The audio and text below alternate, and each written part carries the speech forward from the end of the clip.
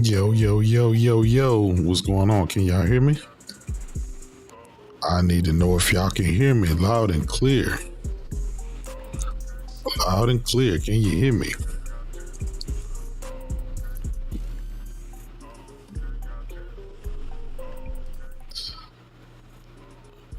What's good? What's good? What's good? What's good, fellas? Let's talk about it. Y'all already know what it is. Let me lower my mic a little bit. Hopefully y'all can still hear me loud and clear. Shout G, I'm good. The volume good. I want to make sure I'm not peeking into anything.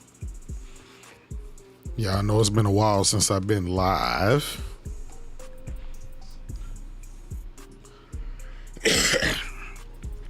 Been under the weather, y'all. Been under the weather.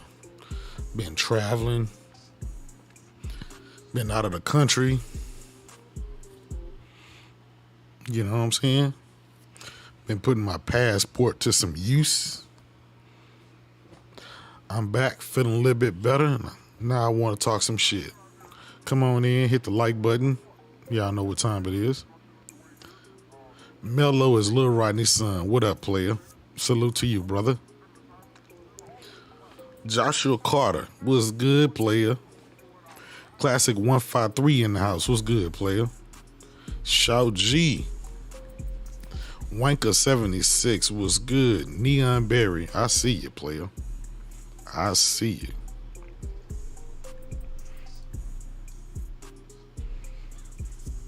To die for, my brother. Salute to you. Man, thank y'all for coming to rock out with me on this lovely Saturday afternoon. Dribble Piss in the house was good, my brother. Zero Steel.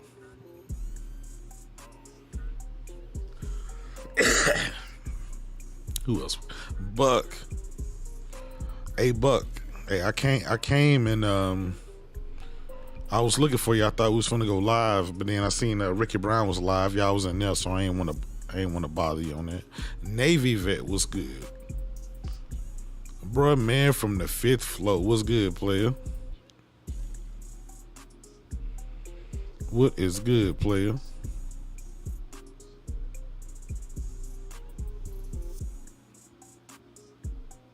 Hey, Buck, if you want, you can jump in. I think the Discord is linked. The Discord audio is linked, so I'm gonna add that in. So if you want, I think you can jump in, brother. Danielle Brown was good. Lay in the house. Sam Walton, my brother. What is good? What is good? Hey, Buck, can you hear me?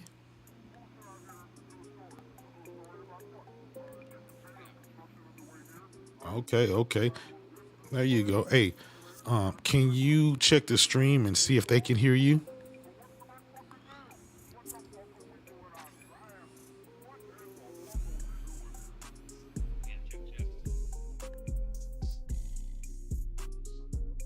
Hey.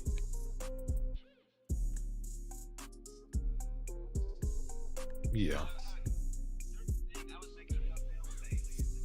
Uh-huh. Okay, yeah, we're gonna talk about it. Hopefully y'all can, okay. Yeah, hopefully they can hear you loud and clear. Dita Board was good. Wait, you can't hear yourself? Can y'all hear? Oh, they said they can't hear Buck. Hold on, let me add it. We gotta make sure we hear Buck.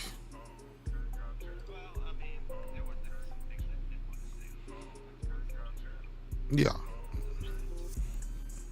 Nah, we gonna add you in here, player.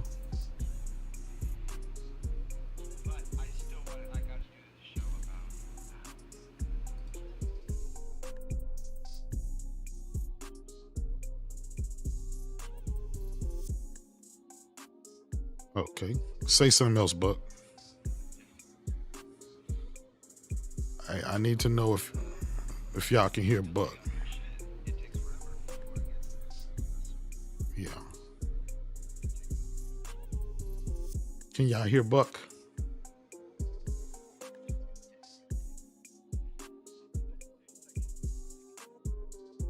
Yeah. All right, Pastor Joe was good. Yeah, I'm live. I'm trying to get it together. I'm trying to get the Discord in here so they can hear you guys. Let me see.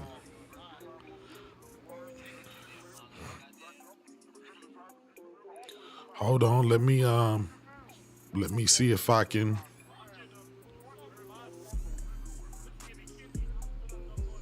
Oh man, start me out, Pastor Joe. They said that they can't hear you, so let me go and add the Discord again.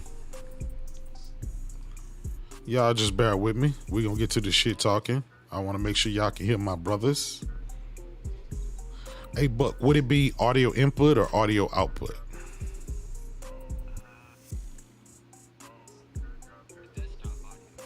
It will be desktop audio. Okay, that's what I needed to know.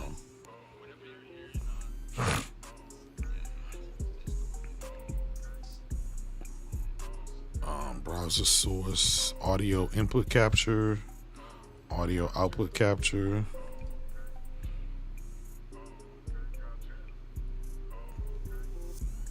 Stream audio. Say something, Buck. Check. I think they can hear y'all now. Hey, Pastor Joe, say something. Testing one. Oh, they can hear us loud and clear. All right, there we are. There you go. The ponies right now is climbing a tree. Okay, Terrence Sings. How about this then? Because I know you're not going to be going too long. J-Dub, we'll cover all the fucking Xbox shit on your shit, and if we're still going, we'll cut it over to my shit, and maybe we'll talk about some disclosure alien shit if we're still up to it. You know? Absolutely, we'll do it like that. My brother Eric MMG in the house. Zero Steel was good. Neon Berry, he said it's fixed. Good, man. We good. We in the game. Because I ain't got too much to say on this. I've been pretty consistent on my. We just on this, yeah. Pastor Joe, I do want to hear what Pastor Joe has to say too, as well as you. So. Oh man. I just want to hear from their perspective because they're in a different bubble than I'm in, and even that you're in. Because well, let's get it started. Let's get it started. Actually, we're not in a bubble. We're in a penthouse right now, sipping on champagne. You're the boy in the plastic bubble. John Travolta. Oh, Do you even know that reference? I don't think he does. Yes, I was the guy who used to be in the bubble who could not come out because he would have died. Yeah. It was a movie, yeah. I know Okay. I'm not that young. My bad. Okay, let me see something. And then he went on a road trip and all that. Oh no, that was Bubble Boy. Oh, that's Bubble Boy. John Travolta. Yeah. I don't think. I think John Travolta. Spoiler alert: he might have died at the end. Salute to Miguel, man. We got a new subscriber, Miguel. Salute to you, player. Salute to you, man. We appreciate it. We finna get started. I just want to make sure everything was okay with the audio. Make sure the stream is good. Pastor Joe Buck, if you can, just in the background, just make sure you got the thing up. It's kind of helped me out a little bit. Yeah. I'm watching it. All right. So we good. We're all working together on this DIY. You know, this ain't kind of our usual fare, but this is how we're making sure everybody can express themselves in this time of change. Yeah. Star Guardian in the house was good, player.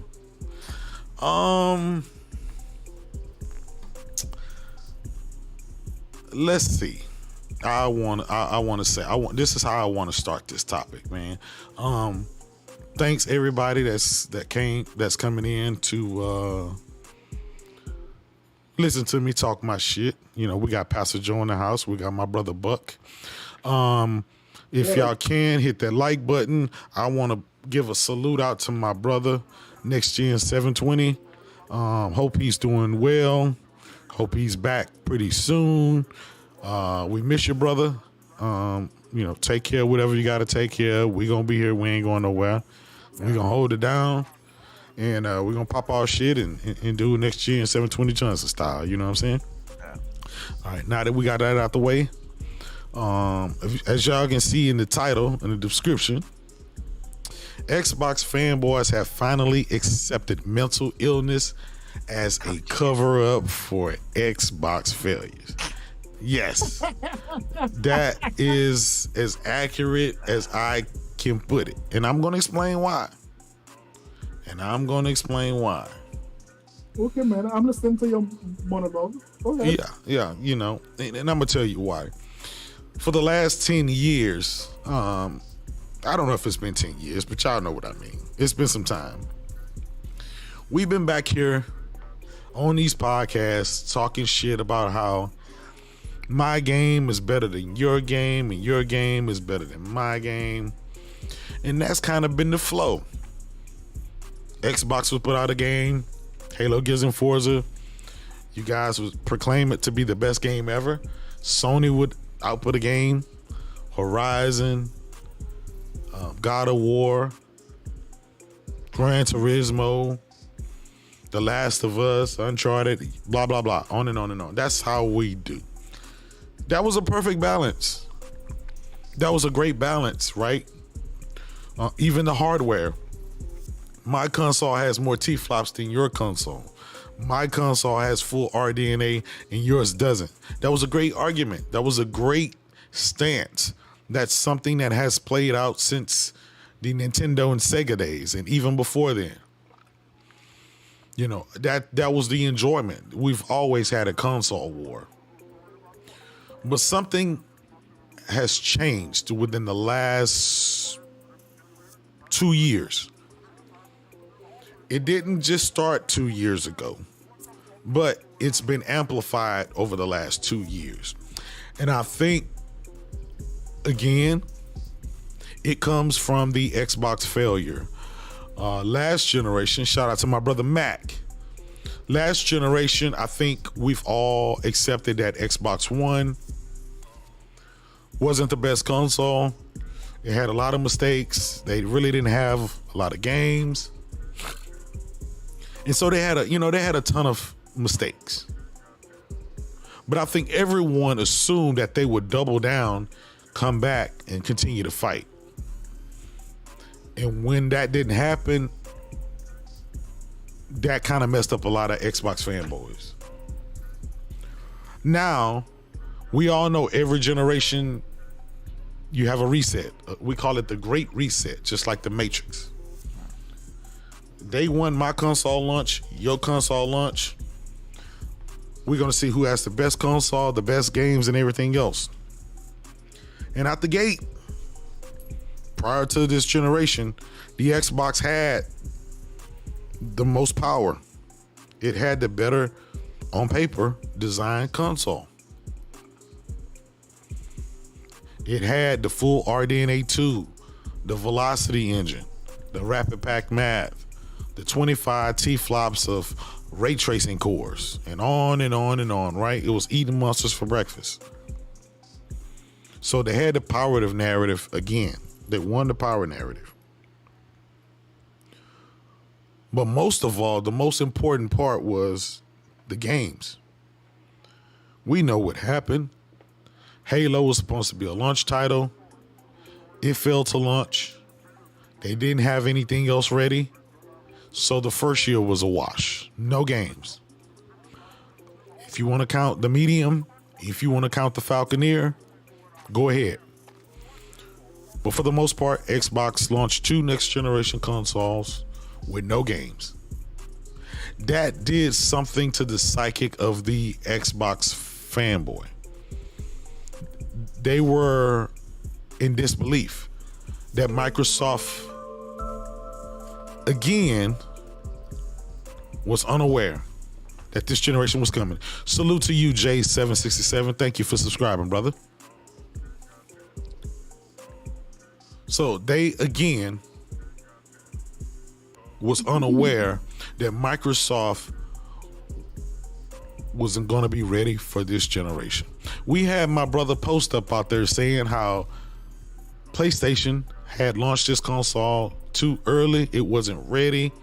It wasn't full RDNA 2. It didn't have a lot of features and functionality because they rushed it.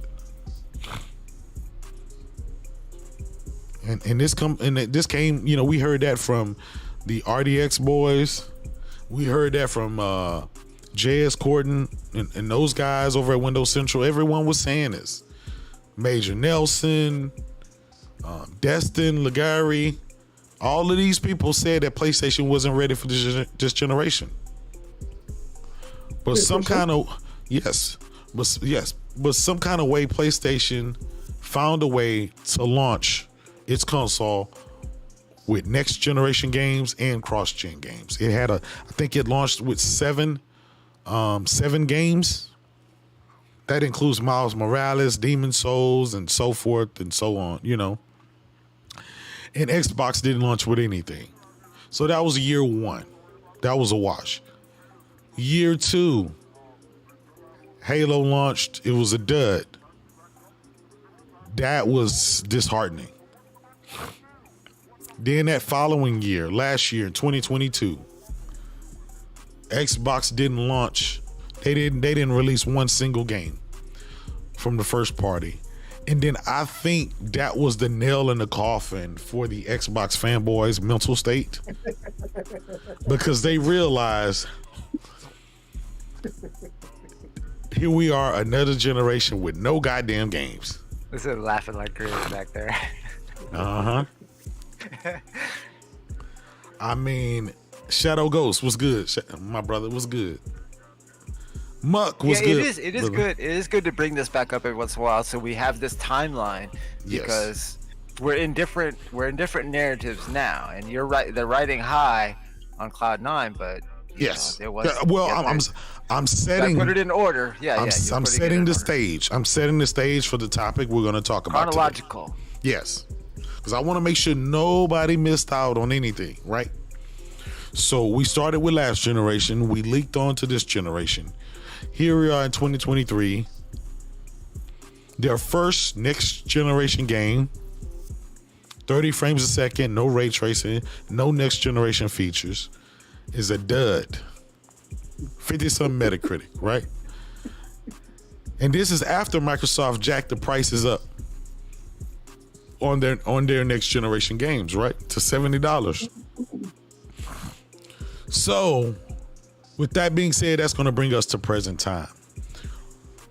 Again, the enjoyment of fighting game for game, hardware for hardware, feature for feature was very fun. And we've did that for the last 23 years, 24 years since Microsoft has been in the gaming. Phil Spencer came out maybe about a month ago. He gave a very brutally honest statement on the state of Xbox. He said that Starfield can be a 11 out of 10 and it wouldn't matter. It wouldn't change anything with Xbox. He said that they could not compete with Sony and Nintendo because those guys are already entrenched. They already, have this gaming thing down packed. And he said that, and I think most fanboys had to accept that reality. But something happened within the last 3 weeks to where the psychic of Phil Spencer saying that has turned the Xbox fanboy away from the games over into a whole nother avenue. And that avenue cannot be debated or argued with. It's so bad these guys were watching CNN and C-SPAN and some of the other news and cable outlets and court reportings. I mean, you had guys showing up to courthouses listening in on corporate business. Mind you, none of it had anything to do with the gaming on the Xbox console. It was really about Microsoft's business. And I think that's where the discrepancy is. It's, you couldn't win in gaming, so let's move over to the business side of things. Let's go over to the Microsoft side of things. And I think that's where that huge disconnect, that's where the zombies, I call them the Xbox zombies, come out. You had guys that hadn't had any games in Game Pass such a long time that was worthwhile. And these guys are just basically went rabid. They're attacking female congressmen. They're attacking the president of the United States. Warriors of the middle class. Yes. And the lower class. These guys that are actually getting food stamps actually turned to be Republicans all over Microsoft's $3 trillion business. These guys, some of my closest friends, I've seen them turn into rabid people overnight. People And I'm wondering what the hell happened. People who are quote unquote woke. Yes. I've watched they're supporting goddamn Tommy Tuberville and fucking Jim Jeff. What are we doing here? What the hell? Jim Jordan. Jim Jordan. It's Are you kidding me? Again, it's not just any Republican. Well, I mean, fuck dudes being a Republican. It ain't turned. that. Listen, I've seen the most diehard liberal, progressive Xbox fanboys turn into MAGA overnight, Trump supporters. I can't believe it before my very eyes. People who wait for the first of the month to get the food stamp checks have literally started voting for the opposition who are against that. I just don't understand it. They literally said, we don't care about the games. This is no longer about games. This is about us making sure a $3 trillion company have more. Buck, what happened? And I noticed this kind of happened when Next Gen 720 left. When he left, I think everything just went to shit. He was the guy to keep shit in order, to tell these bots that they crazy. There's some science to that actually, because it's not just that, but even my mental health has taken a turn for the worse. See? Honestly, this deal supposedly closing recently, and remember we started doing these shows this week, right? Yeah. That kind of got me out of a depression, to be honest. It was like, oh, finally something to talk about. And absolutely. So it made it kind of fun again. I got out of a fucking 2-week goddamn depression. And when did that depression start? Started when Damu. Yeah, Big Damu. Yeah. So there's something to that. It keeps that shit in order. It keeps the whole universe in order. Listen, I think you're right, J-Dub, that it was when Phil said that. Because as soon as he did that interview, Tim Dog and the rest of them were posting shit on social media nonstop for like 2 weeks about that shit. Yeah, and it had nothing again. Go ahead, Pastor Joe. Sorry to say, but that monologue you just had there was 15 minutes of coping. That's not a monologue, sir. That's not a monologue. That's a soliloquy. That's my soliloquy. Beautiful. Yes. A soliloquy, right? Yes. That was 15 minutes of coping. Number one, we all know what happened to Microsoft at the launch of the Xbox One generation, right? They did a terrible job, and because of that, they lost a lot of gamers, right? Now, when Phil took over and was responsible for launching the Xbox Series X, he decided to do something a bit different, which obviously would have left some of the diehard fans, lose faith in the Xbox brand, right? He started, instead of renting games, he wanted to start to own games, own the publishers, own the IPs, right?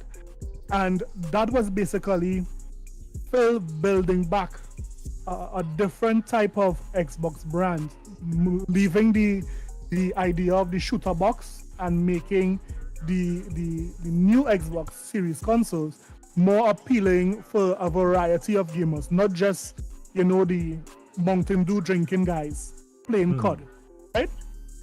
Yeah. So because that building block was being set up, it is obvious that the games that Phil and the other leadership used to give the Xbox fans in the Xbox One generation, they would not have gotten that type of deals, those types of games initially. And Phil said it. Any person who bought a Series console in the first year or the first 2 years, they knew that Phil said that, here what, we will have no new first party AAA games for the first 2 years. That's not true. Yes, it is true. Nobody. No. Just because Pastor you Joe, didn't mean everybody else knew. Listen, are you telling me that people go out? For example, let's say I'm in the market for a pickup truck.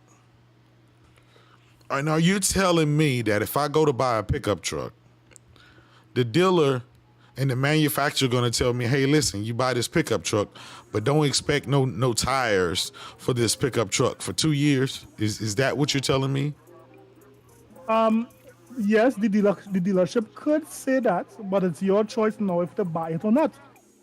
There's nothing. I mean, the dealership could say whatever. The dealership could say, here what, it's not an engine in this car. It's basically a barbecue grill.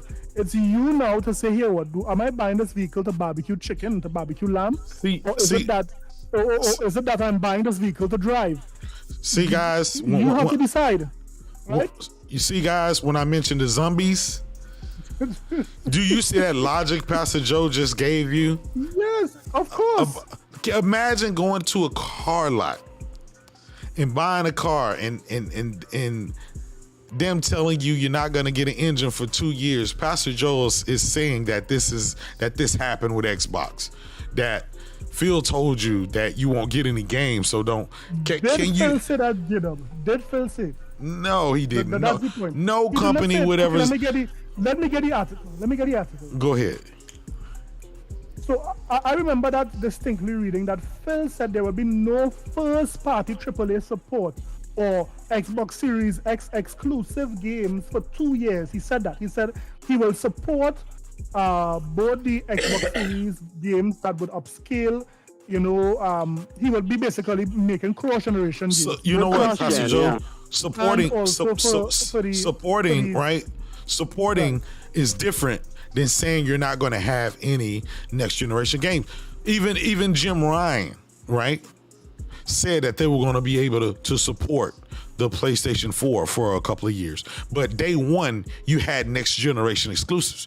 You can have both. You don't have to just rely on all of the old games that you had last generation.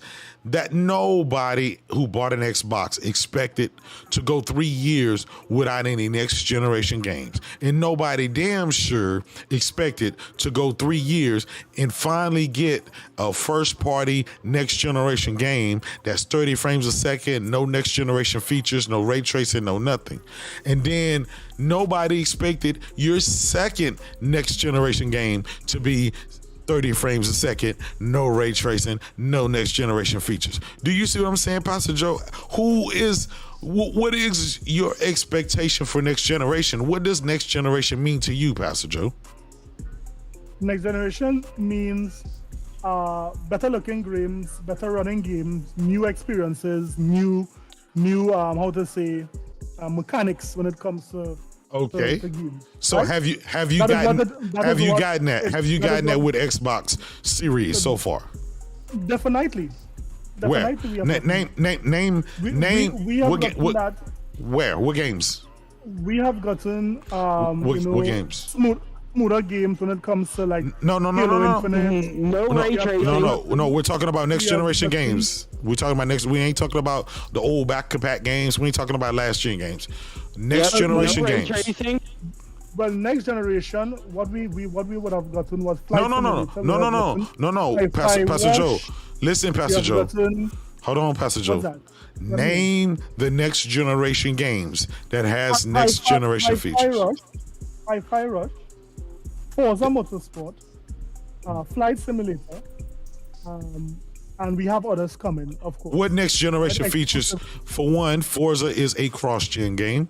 Flight Simulation is a cross-gen game. What? So I'm asking you, what next generation game has next? Go ahead. Listen, although Forza is a cross-platform game, It doesn't there matter. There are certain things that you will be able to see visually on I a asked series you, console but Pastor, compared to Xbox One console. I asked you specifically, right? I was very clear, Pastor Joe. I'm very clear. I said no backwards compatibility games and no last gen games. Only next generation games. That's what I'm asking you. So far, we all know that there was only been 2 exclusive next generation games.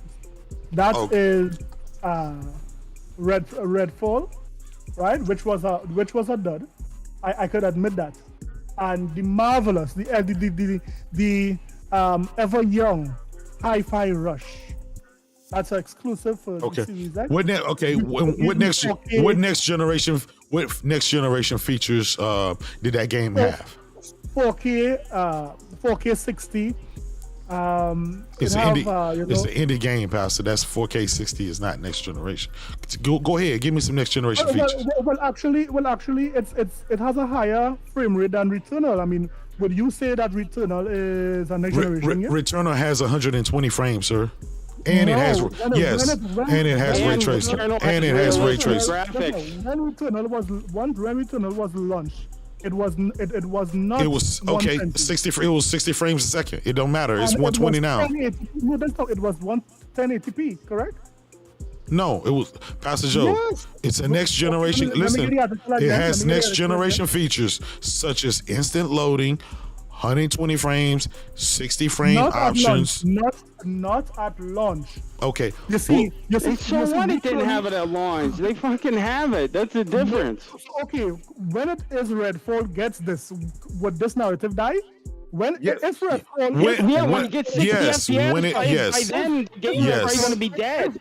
If Redfall gets 60 frames per second and all of that, after the fact. Yeah, but when are they getting 60 FPS? Nobody knows. Listen, if and when it gets, because it's going to happen. When it does, right? So hold on. Pastor Joe, hold on. Let's make this clear. Not if there's not enough big enough player base. They're just going to cut their losses, and that's the end of it. That's how it works. Let's make this clear.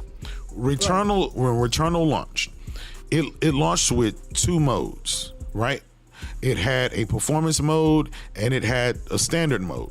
The standard mode was 1440p, 60 frames a second. It had ray tracing, it had instant loading, it had 3D audio, it had DualSense haptic feedback. Those are next generation only features that can't be had on the PlayStation 4. That's what define next generation features. So all I'm saying, Pastor Joe, is name me these next generation features in these next generation games that Xbox have. And you have yet to say that, and you're going around the way to try to muddy the water. I just want to stick to the facts so we can move forward. The facts is, we all know that. I knew it, but I had the information. Phil said it. All who are buying, the early adopters for the series. When did he say that? And do you have the article? Let me pull the article. It's an article from VGC. VGC. Okay, yeah. Get the article and give me the date on that. Because that was probably 2 to 3 years ago, more than likely. That was probably 2020, 2021, more than likely. When the console launches, when it launches. Because here's the thing. Even though Jim Ryan said that he's going to support next generation games and he's going to support cross-gen games for a couple of years, he still delivered next generation games as well as supported the cross-gen games. Right. So As well, wait. Even the cross-gen games that he gave you supported next-generation features, such as instant loading, 3D audio, DualSense. I'm telling you what Jim Ryan provided, right? And I want you to tell me what Phil Spencer provided. So even the cross-gen games that Jim... No, you get the argument I'm saying, Jido. Now, it can be argued that what Phil and they did by not providing these exclusive games for the console, yes, one could argue that that was a bad look, right? Okay. But I mean, you cannot, if it is a company lied and say, here what, we will be supporting exclusive games from day one on the console, and then after they recant on that and did not deliver, then we could hold the Xbox executives' foot to the fire. However, they said that straight up, that here what, for the next few years, the majority of games being launched on the Xbox Series console would be cross-generation games. Where to post the article is an article from GameStop, and they say basically saying the exact same thing I am saying here. Where can I post this link for you? When's the date of the article? Right here in the general. Just post it in the general right here. Where we General. are. Yeah. Okay, general. Yeah. I refuse to believe in exactly. And that article is probably from 2020 or 2021. Yes, it would be from 2020 because Phil said it before the console will launch, that when the console does launch, they will not have exclusive So games. then that should have ran out last year then. Listen, that's a different discussion. The discussion where you see the talking point that J-Dub is making is that 2 years from 2020 is 2022. The argument that J-Dub is making is that Phil Spencer and the team did not produce any first-party content from day one, and I agree with that. Phil Spencer said that from the beginning. Okay, right? Pastor Joe, maybe you have the article. That doesn't mean he gets a pass. But I refuse, Pastor Joe, I refuse to believe that they can launch not just one next generation console, but two of them, and tell you you're not going to get any next generation games for 3 years. I just refuse that any corporation would do that. It is the gamer's choice. But Pastor Joe, that's not straight up. Pastor Joe, let me tell you how they weren't straightforward. When I got my Xbox Series X, on the box, it had Halo on the box, right? It was marketed to have Halo day one on the box. Did we get Halo day one? No. We got it, year two? Almost 2.5 years, right? Okay. So okay. So hold on. So that's one lie. That's false advertising right there, right? No. Am I lying? Am I lying? Yeah. It was on the box. It was literally on the box. Listen, the reason why Halo Infinite went back into the cooker is because of the public outroar that this game was clearly missing some things, so it went back to cook. But initially, they were sending this game out unfinished, like most companies do, at launch. Okay, and that was okay, Pastor? Right? That was okay, Pastor? Of course it was not okay. Of course it was not okay, Jada. That is why it went back in the cooker. Okay, so how about this, Pastor Joe? How about they put it back in the cooker and it still didn't come out with a lot of features and functionalities that they promised? And then let's skip 2 years later. They're coming out with their first next generation only game, Redfall. And the split screen they promised. After they delayed it a whole year, it still came out at 30 frames a second and none of the features that they promised, right? I sent the article right there. What first? Okay. I in general, yeah. Mm-hmm. Okay. Go ahead. Okay. What you saying? Mm-hmm. But what about all of you guys? You guys were just as big on the marketing. But that's no. I don't want. So what if I wasn't paying attention to Phil, but I was paying attention to you, and you were telling me all this crazy shit? I got duped. No, I would tell you. That article's from July of 2020, so that time's been done and over with. Yes, that have been done and over with. And guess what? they had a right to, as somebody said it, to make third-party deals in the event that they don't get their stuff out in time, right? That's on the management, that's on Phil. He need to be held, his foot need to be held to the fire for that, right? Well, no, Phil said at the court interview that he couldn't do third-party deals because PlayStation and Nintendo was buying everything up, that they couldn't outspend them. He was lying. No, I don't think He was crying that they couldn't do deals. I don't think he said they could not outspend them. I don't think that. Okay. Well, So why are you doing those deals whenever they have bigger pockets than everybody? I don't think So they chose not to do those deals. well, the argument. Again, I told you guys that Phil Spencer and the team, their mindset since the launch of since Phil took over, is not just renting games. They were making a play to own these games. They were going from renting to homeowners. That is why they bought up so many studios throughout Phil Spencer tenure. So, Right? so how about this, Pastor Joe? They're buying that because they can't create enough games fast enough. They needed to build out so they can make their own games for Game Pass. That's what it's really about. I would agree with that, Heath, that Pastor Joe. that they needed to put content on Game Pass. So that's why they bought so Let me ask you this, Pastor Joe. Let me ask you this. Okay. So with 3 years, we're going on 4 years into the generation. We're going on 2024. No, this is 3 years. So No. Listen. We are getting content. Listen to me. for Listen free. to me. It's 2023 this year. We're heading. This is Right. halftime, right? This is July. This is past halftime. It's Right. we're working towards 2024. So this generation probably lasts 7 years, right? So we're like at halftime, a little bit. We're at halftime, and Xbox has yet to drop any next generation games with any next That's a lie. generation. Oh, okay, That's go a- ahead. that's a Tell lie. me. It's a lie. What? Name them. No, Name no, them. no, no. Hello. Sorry. You gonna name this them? is where, This is where you try to spin the narrative. I'm Because asking. here it is, I'm right? asking a question. No, I just want you to answer. Let me just say this. I'll answer your question. Let me just say this. Now, the ponies was right to call out the management of Xbox when they did not deliver games for the first 2 years. Although they said it, the console first 3 launched at years. the end. No, the console launched at the end of 2020. So let's say November 2020. That's November 2020 to November 2021 is 1 year.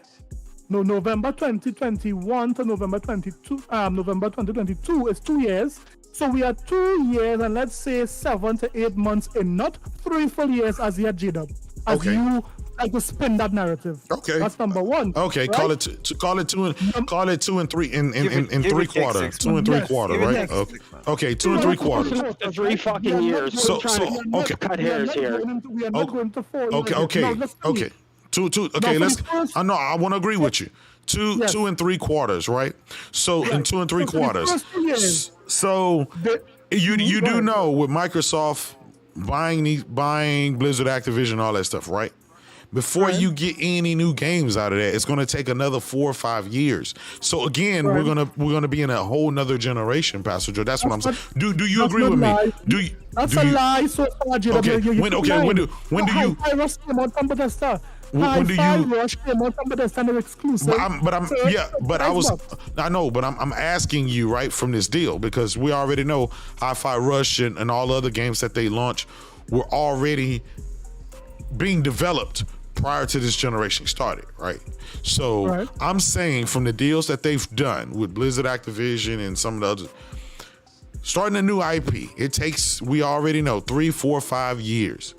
We're already 2 and 3 quarters years into this generation.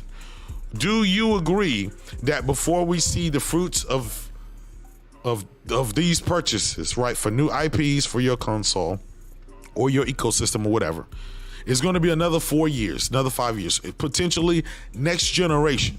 So that means you have spent all this money on a next generation console, but you won't reap the rewards until you spend another $500 on another console for the next generation. That's what I'm asking you. Actually, no.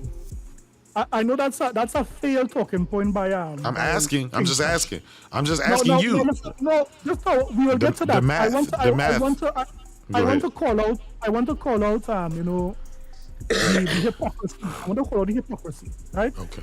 So the hypocrisy is for 2.5 years, Microsoft did not have first-party games, which the higher-ups did say that they would not have exclusive Series X games for the first 2 years. I have the article. You didn't show it up on the screen, right? I have the article. That's the article there that proved it, right? Now, it was dependent on the gamer to choose if they wanted to invest in Microsoft or not. So nobody went into Microsoft being deceived or went into the Xbox platform being deceived. They knew what they were getting ahead of time, right? Now, so far for the I don't agree with that. So far for 2023, right? Despite all the good games, well, they had good. Most of them was not big AAA games, but it had some good AA games. Name these games. Name these games. Name these games. Okay. Let me name some games here for you. I don't agree with that. Yeah, nobody agrees with them, but I mean, let them cook. Right. We had Warhammer. Warhammer was is it 4? That's PC. That's on PC only. That's a third party game. We also had. That's PC. We're talking about console. We're talking about Xbox.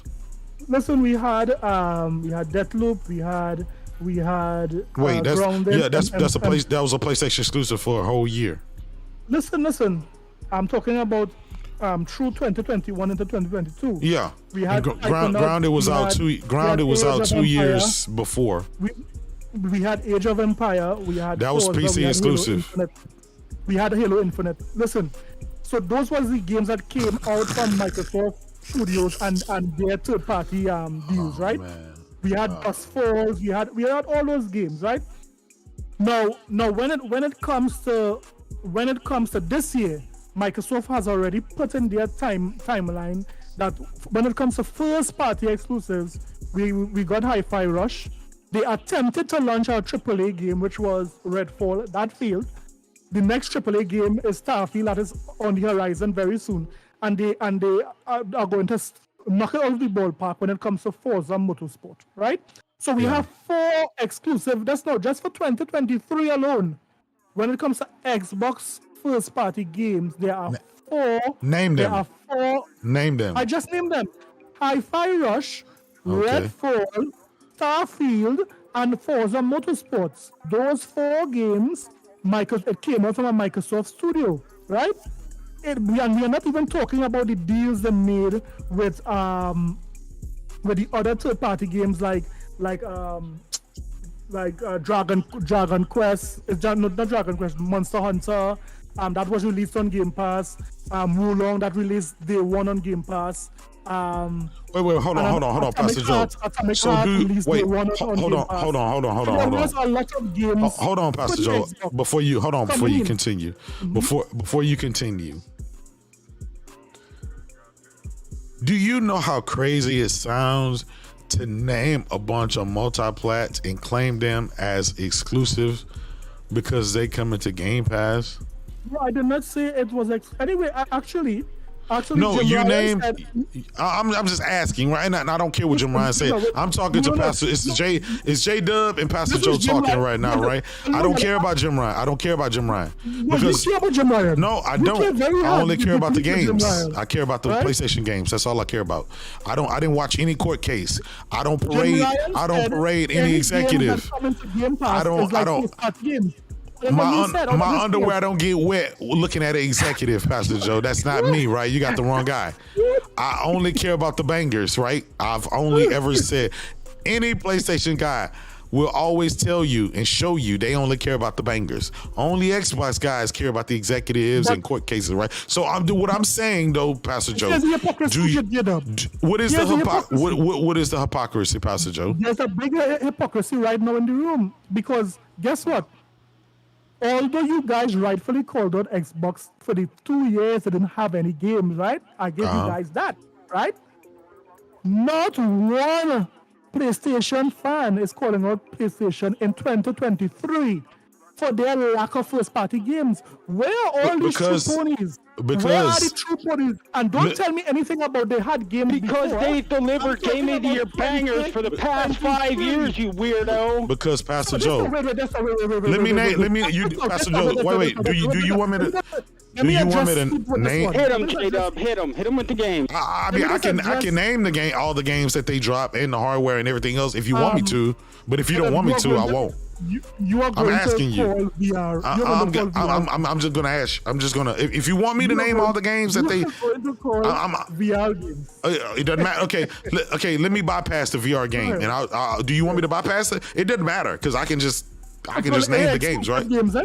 Yeah, absolutely. Exclusives, right? It's exclusive. AAA, not the Hi-Fi Rush, because you know what you did. You'll name a bunch of indie. Hold on, you'll name a bunch of indie Xbox games or some multiplats for Xbox, but then you'll tell me, oh, they can't be indie PlayStation. Do you see what I'm saying? So all I'm gonna say is, PlayStation every single year has delivered. They've always had game of the year. Listen. No, listen. I'm okay. What is the past? Is 2023 the past? 2023. Is 2023 the past? 2023. Okay. Do you want me to name them or do you not? Let me hear. Sorry. Okay. 2023, right? We got Forspoken. We got Final Fantasy 16. We got Horizon, Call of the Mountain. We got Horizon, Burning Shores. We're gonna have Spider-Man. We just got Synapse. Prior to that, we got several other games, and I can pull them up. We know we getting. No, I already did that. I already said Final Fantasy 16. Yeah. We got Spider-Man. We got Spider-Man, right? We got Spider-Man, right? Listen, and then on top of that, oh no, wait, let me finish, Pastor Joe. Let me finish, right? Before you go crazy, we know we got the third party sequel. It's called what's the name? Part 2. What's the part 2 of the shooter game? It was the isometric shooter. Now they changed it to a third person shooter. The name is kind of eluding me right now. Oh yeah, they changed it. Helldivers 2, right? We got Helldivers 2 coming. We got Firewall 2 coming as well. So I just named you a bunch of games that PlayStation has either released or that's coming that actually got release dates already, right? On top of, right? And I didn't even mention the hardware that they launched this generation, right? We getting a handheld, right? We got fucking PlayStation VR 2, right? Which is exclusive, unfortunately, to PlayStation because Phil Spencer said after he promised you, after he said that you would get it for your Xbox Series X, after he promised you, he reneged on it and said, nah, we're not gonna give it to you. So all I'm gonna say, Pastor, what about the pasta, Jade? Have you buying that? Yeah, listen. All I'm gonna say, Pastor Joe, is the sad part about it is that we used to argue game for game, and now you stop caring. Listen, you stop caring about the games, and now it's about court cases, and it's about you just buying up stuff where you won't reap the rewards. You won't have new IP for these studios for into next generation, and that's just what it is. If not, give me the release dates for the games. Name the games. Name the next generation games that Activision Blizzard is going to give Xbox. Go ahead. You are a fish oil salesman, right? Tell me why I'm lying. Tell me why I'm lying. And lied again to your audience. You lied to your audience once again. Tell me the lie, Pastor Joe. Tell me where did I lie? I named the games. Hear what I asked. I asked for exclusive. All of those games that I named were AAA and they were exclusive. Where did I lie? First party AAA exclusive games that you Pony said that what makes a console and that is what Xbox was lacking. I named you first party games. What are we talking about? Listen. This is the zombie. This is why the title. This is the zombie, the Rabid Zombie. Potato. Let's go. Listen to this potato. This whole thing's bullshit because he's cherry picking 1 year. How about we go back 3 years and compare both? My brother in the house, the real D, what's good, player? Silver joysticks, I see you. Neil Agasto, my brother. Hold on 1 second, Pastor Joe. Let me get the people in the chat. Econo Inner Force was good, my brother. The Claymores, I see you. 6'2" on the block, he came in to hate. What's good, my brother? I'm glad you're here. Your baby father was good, player. Dark Zone, I see you. Emperor Gal in the house. We got Freddie Wayne out there hating. Who else we got? Bruh man from the 5th floor, I see you. ACO7 in the house was good. Thriller Ali, John Doe, I see you, player. Enterprise. Team Ambush, C Fresh, thank you for stopping by, my brother. Mike Johnson, my brother. There we go. I think we got everybody. Go ahead, Pastor Joe. The Ruham, my brother, was good. Go ahead and finish capping in line, Pastor Joe. Go ahead. Yes. So, what you named Forspoken is not a first-party AAA exclusive game. It's a timed exclusive, right? And it's not. When is it coming to Xbox? Listen, it's not done. It's not done on one of from Xbox first-party studios. When right? it comes to Xbox. When is it coming to Xbox? That date is not announced yet, but it's coming very soon, right? When did it come to Xbox? When? Since you say very soon, when? No, the date is not announced as yet, but developers saying that they are. Post the article. Post the article, Pastor Joe, right now. I'll post the article right now. Post the article. So number one, put it in general. Is not. Just now, I'll get it for you. No, we're waiting. We'll wait for you. Post the article right now. Pastor Joe. No, post the article right now. Listen, I'm just saying the chat is calling you a liar, so I don't want them to call you a liar. I think you're a good Christian man, so go ahead and post the link. Go ahead and post the link, Pastor Joe. Are you saying that Forspoken is not a time exclusive? No, it's not. Go ahead, Pastor Joe. The chat is telling you. The chat is telling you. So go ahead, take this moment right now, post the article so we can put it on the screen and we can clear your good name, Pastor Joe. That's all I want to say. If you're not talking to me, then let me get the article. Okay, go ahead and get the article. We'll continue while you get the article, Pastor Joe. Heath, my brother Heath. What do you have to say for this zombie? What do you have to say about the mental illness that this zombie has? This is what they do. We know this. He's cherry picking 1 year because he thinks it matters or some shit, and it's like, well, go back another year or two. Go back this whole gen and compare what they've done, and you'll see those games. But here's my thing. I try to find funny that Microsoft has made PlayStation's mistake twice. They just did it in 2 different generations. Now think about this. The PS3, they did what? Came out with multiple consoles, and it was all about the living room. Xbox just made those 2 mistakes over 2 generations. I sent the article there, right? Okay, hold on 1 second. I just want to clear my good brother name. That's all I want to do. You want to clear my name, you sick bastard? So is there another failure they can? Right. They can wait, hold on, Pastor Joe. Yeah. This article is from a publication called Down Low Brothers. What are we doing here, Pastor Joe? No, Pastor Joe, I am not posting an article from Down Low Brothers. Oh man, no. Pastor Joe, no. Listen, I am not posting any article from a publication called Down Low Brothers. Oh man, get out of here, Pastor Joe. Pastor, do you know how you know that's fake? Because there's no sources or anything. There's no source, Pastor Joe. That's from Down Low Brothers. We don't. Find another source. We don't do Down Low Brothers articles here, brother. I can't post that on the screen. Pastor Joe, we don't know what article, we don't know what publications Pastor Joe frequent, but I want to clear that, brothers. Yeah. Listen, he gonna post some Down Low Brothers stuff in the. Oh man. Man, not like this. Well, could you give us the gist of what that article says then? At least, or yeah. The same thing. It's basically the same thing. Game Rant is saying that Forspoken will launch on other consoles on 2025, so it's a timed exclusive. Go ahead, right? Give us the. Go ahead. Okay. Wait. Pastor Joe said in 2025. Yeah. For 2 years, they It's have the wait. exclusive. 2025. Let me ask you The this. same Wait. thing, the same advocacy. Wait. Hold on. Buck, Right. how long do you think this generation is going to go? Well, if we're at the halfway, I'd say 6 to 7 years, right? Yeah, so that'll make it 2027, right?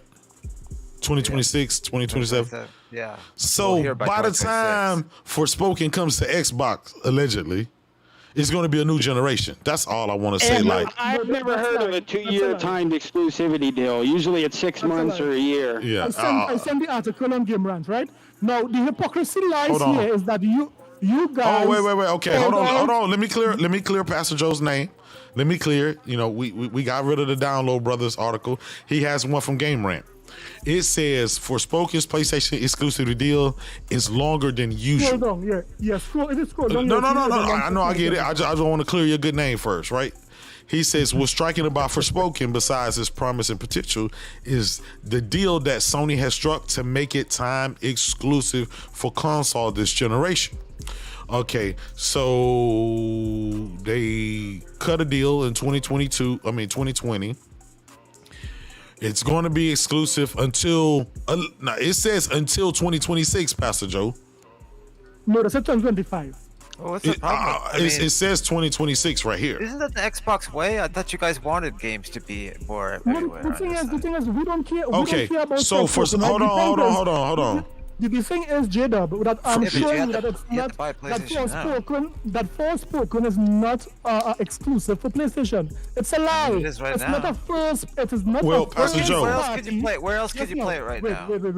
Wait, Bob. I want to know have where no I can problem. play. I have no. If I wanted to play, if I did, if I wanted you to can play only it. play it on a PlayStation 5, right? Okay. What I'm there you saying, go. it was Until not done. 2026. It was not done. That's when by all the a- marketing is happening, it right? wa- Right now. It was not done by Microsoft PlayStation Studio, so it is not first party, right? I asked for first party AAA exclusives. That is what you ponies have been saying. but Pastor Microsoft Joe, is lacking for all these years. But Pastor Joe, right? And out of there is all of no those hypocrisy, games, because guess out of what? all of the games that I named, you chose one game to point out and you dismissed the rest. So I don't understand that. Okay, so that's No, one. it's So all the that's same shit that's to the me, first. honestly. That's the first lie. That's the first lie you did there, J-Dub. The second game that you called was what? Burning Shores. Burning Shores is DLC. Burning Shores is no new game. All of it's the DLC. mountain, The same burn game. it. Okay, It is the okay. same game that You know that's only available on the PS5 though. Listen, they gave additional content for Burning Shores is only available to play on PS5. no You cannot problem. play it on old gen. But do no, you do? no problem. If do you you- want to take your but do you, PS5 and Pastor burn it Joe? for the show, But do no you? problem, right? Okay, so What Pastor I'm Joe, saying- do you not see the hypocrisy on how the standards? I am seeing You it. no. I am seeing Hold I'm on, seeing Pastor it Joe. there. Do you see how the standards that you have for PlayStation are so high, and the scrutiny about what PlayStation have to have, it's no longer that the game is an exclusive, but it has to be by first party, and it has to be this, it has to be that, and it That can't. is what No, you wait, guys hold on, said. Pastor That Joe, is the hold narrative on, that you Pastor guys Joe, said. hold on, Pastor Joe. But That when doesn't I justify asked you about Xbox stuff, you go and name me games that came out on PlayStation first for a whole year. And it wouldn't, you see what I'm saying? You dismiss he named that's multiple crazy. Warhammer. You name games that is not even available on Xbox. That's the Listen, zombie. no, That's the no, zombie, the no, rabid zombie virus that we're talking I about tell that's you, going on with listen, Xbox listen, guys what right now. happened? You know what? This is the virus that you have, the cultist virus in your ears, which is ponyism, right? I never said the games that I listed was first-party AAA exclusive. But I said Microsoft. Hear what I said. I said Microsoft had other games to play, although they did not have. But I first-party named AAA you. exclusives, I named right? you. And I named you all of the games that PlayStation have. Don't matter. I named you all the games that PlayStation have that were exclusive, and you dismissed all of them. You named nothing. You named Forspoken. You named Burning That Shores. is an exclusive. It is. Because it's PlayStation, but This not is on a Xbox PlayStation side, 5 right? exclusive. I said You named shit that they did deals for, but it's bad for PlayStation to do it, right? That's what you're just saying. You name me next generation first party exclusives. Then go ahead. I'm listening. Okay, J-Dub, did I just? No, go ahead. I'm listening. You go ahead then. So I named 4 games for you. No. Name them again. Name me next generation only. No demos. It can't be cross. It can't be available on PC. It can't be available anywhere else. Go ahead, Pastor Joe. No, I'm doing what Pastor Joe's doing. Go ahead, tell me. No, next generation game that came to the series console is this. Only on Xbox. Only on Xbox. Come on, doesn't exist because all No, that shit's and that's not a AAA. That's not a AAA game. That's not a AAA game. So you can't use Hi-Fi Rush. No. Right now, Hi-Fi Rush is beating AAA games. No, it's not a AAA game. Same line. Shout out to Sarah Bemry. Thank you for subscribing. We appreciate you. Go ahead, Pastor Joe. Man. Go ahead. No. Said, You go ahead. You can't use Hi-Fi Rush because it's an indie game. It's not a AAA game. So keep going. Listen to me. It came from a Microsoft studio. It don't matter. It don't matter. You said AAA for Sony, so I'm saying AAA for Microsoft. Go ahead. Let me finish. I named 4 games. Hi-Fi Rush. That's not a AAA. You can't use that. That's not a AAA. That's not AAA. Okay, Redfall is one. Starfield and that's not released yet. It hasn't released yet. It hasn't released yet. Only games that's released. Only games that's released. It hasn't even dropped yet. Yes, you can't count something that hasn't came out yet. JW, this is very hypocritical. I named you games that I gave you 15 games before I got to Spider-Man. Sorry, Pastor, but you kind of set yourself up on that last one. You see what I'm saying, Maybe we should Pastor? go talk about something else. You see what I'm saying, Pastor? Pastor, do you see what happens when I use your logic against you? No, you only end up with one game, which is Redfall. You see what I'm saying, Pastor Joe? That's what I'm saying, Pastor Joe. All those games that you are calling are also coming for PC. No. Every game that that's not true. Is coming for PC. That's not true. What game is not coming for PC? Let me hear what that's not true. Is it on? Listen, is it on PC right now? No, it's not. So I don't want to hear it. Don't tell me what's coming in 2028. Every 100% of Xbox games is on PC. So you can't count any Xbox games with that logic. That is the model. Thank you. Thank you. It don't matter. That's Sony's model. That's the Sony. Listen, Sony's putting its old games on PC. That's Sony's model. It is what it is. When it comes to console, it is what it is. Hi-Fi Rush could only be put on an Xbox console. Right? Nope. Redfall can only be put it's on not true. It's not true. It's not true. It's not true. That's not true. I have Hi-Fi Rush. I have it on my Steam Deck and on my ROG Ally. Well, that is on Game Pass on PC. That they will count that as PC. Nope. It's on Steam. It's on Steam. That's not. Okay. It's not Game Pass. I don't have Game Pass. I don't have Game Pass, Pastor. So it is what it is, Pastor. Give you the option. That's a good thing. So, Pastor, do you see what I'm saying, Pastor? How the rabid zombie complex come out when you want to accept. Hold on, you want to accept a bunch of multiplats, right? That go everywhere. You want credit for that, but I can't even give PlayStation credit for its own exclusives that can only be played on PlayStation. Like that's crazy. That's the zombie complex. You guys are going back to these old talking points where Microsoft this year has obliterated every talking point that you guys. We're only talking about what you brought up, weirdo. Right? What I'm saying is very clear. You only have you said it yourself. You only have one game that came out this year. That's next generation, and that's Redfall. So how are we coping, Pastor? Microsoft is giving gamers a very good deal so far for 2023, right? What's the deal? What's the deal, Pastor? Not only are they releasing 4 first-party games. Name them. Name them already. I just named them. Name them. I said Forspoken, Redfall, Starfield. Wait, he said Forspoken? He said Forspoken? Oh, man. No, not Forspoken. I'm talking about... Man. Oh, man. That's it. That's it. It's over. Hi-Fi Rush. Oh, man. Redfall. No, you can't use Hi-Fi Rush. Hi-Fi Rush is fucking You indie. can't It's use not it's AAA. indie. It's not Listen to AAA. me, Hi-Fi Rush is owning you ponies' butts like never before. This False. Doesn't matter. It's still a That's what I was fucking about to indie say. game. It's False, not Mr. Down. AAA. False, Mr. Download Right Bros now, article. Hi-Fi Come on, man. Rush Get out of is here. having you- Hi-Fi Rush have you in a bad headspace right now, Heat. That is how excellent this game is. Get Okay. okay. You are shouting Pastor, for this Pastor, game. I'll give you that it was. Just two shits about Hi-Fi Rush. That's why it's fucking It dead. was an okay, And the but we point are is- we and guess are what? waiting for Starfield though. Starfield will shut down everything. I'm Starfield will have you back. Pastor Joe, you said that about Redfall. No, I never said that about Redfall. Yes, you I did. wasn't looking- I You wasn't you were looking capping for Redfall. You told us we were gonna cry. You told us that it was gonna be a PlayStation killer, and then now I look never at said it. that. Yeah, I and never look, said that. and the sad part about it is Starfield your will do that. flagship Starfield will do shooter. Your flagship shooter Halo is dead. It's over. It's literally officially everybody moved on from that game. Everyone left. Everybody left the studio. It's dead. It's over. Listen So what I'm saying. This year, Microsoft is giving gamers more value and more content than ever before. More players. More players, more Redfall, value, more 50 gaming, right? 50 Metacritic Right? scores. Really, listen, Well, I listen. just 50 I just hope the Metacritic console score. version of Starfield isn't gimped.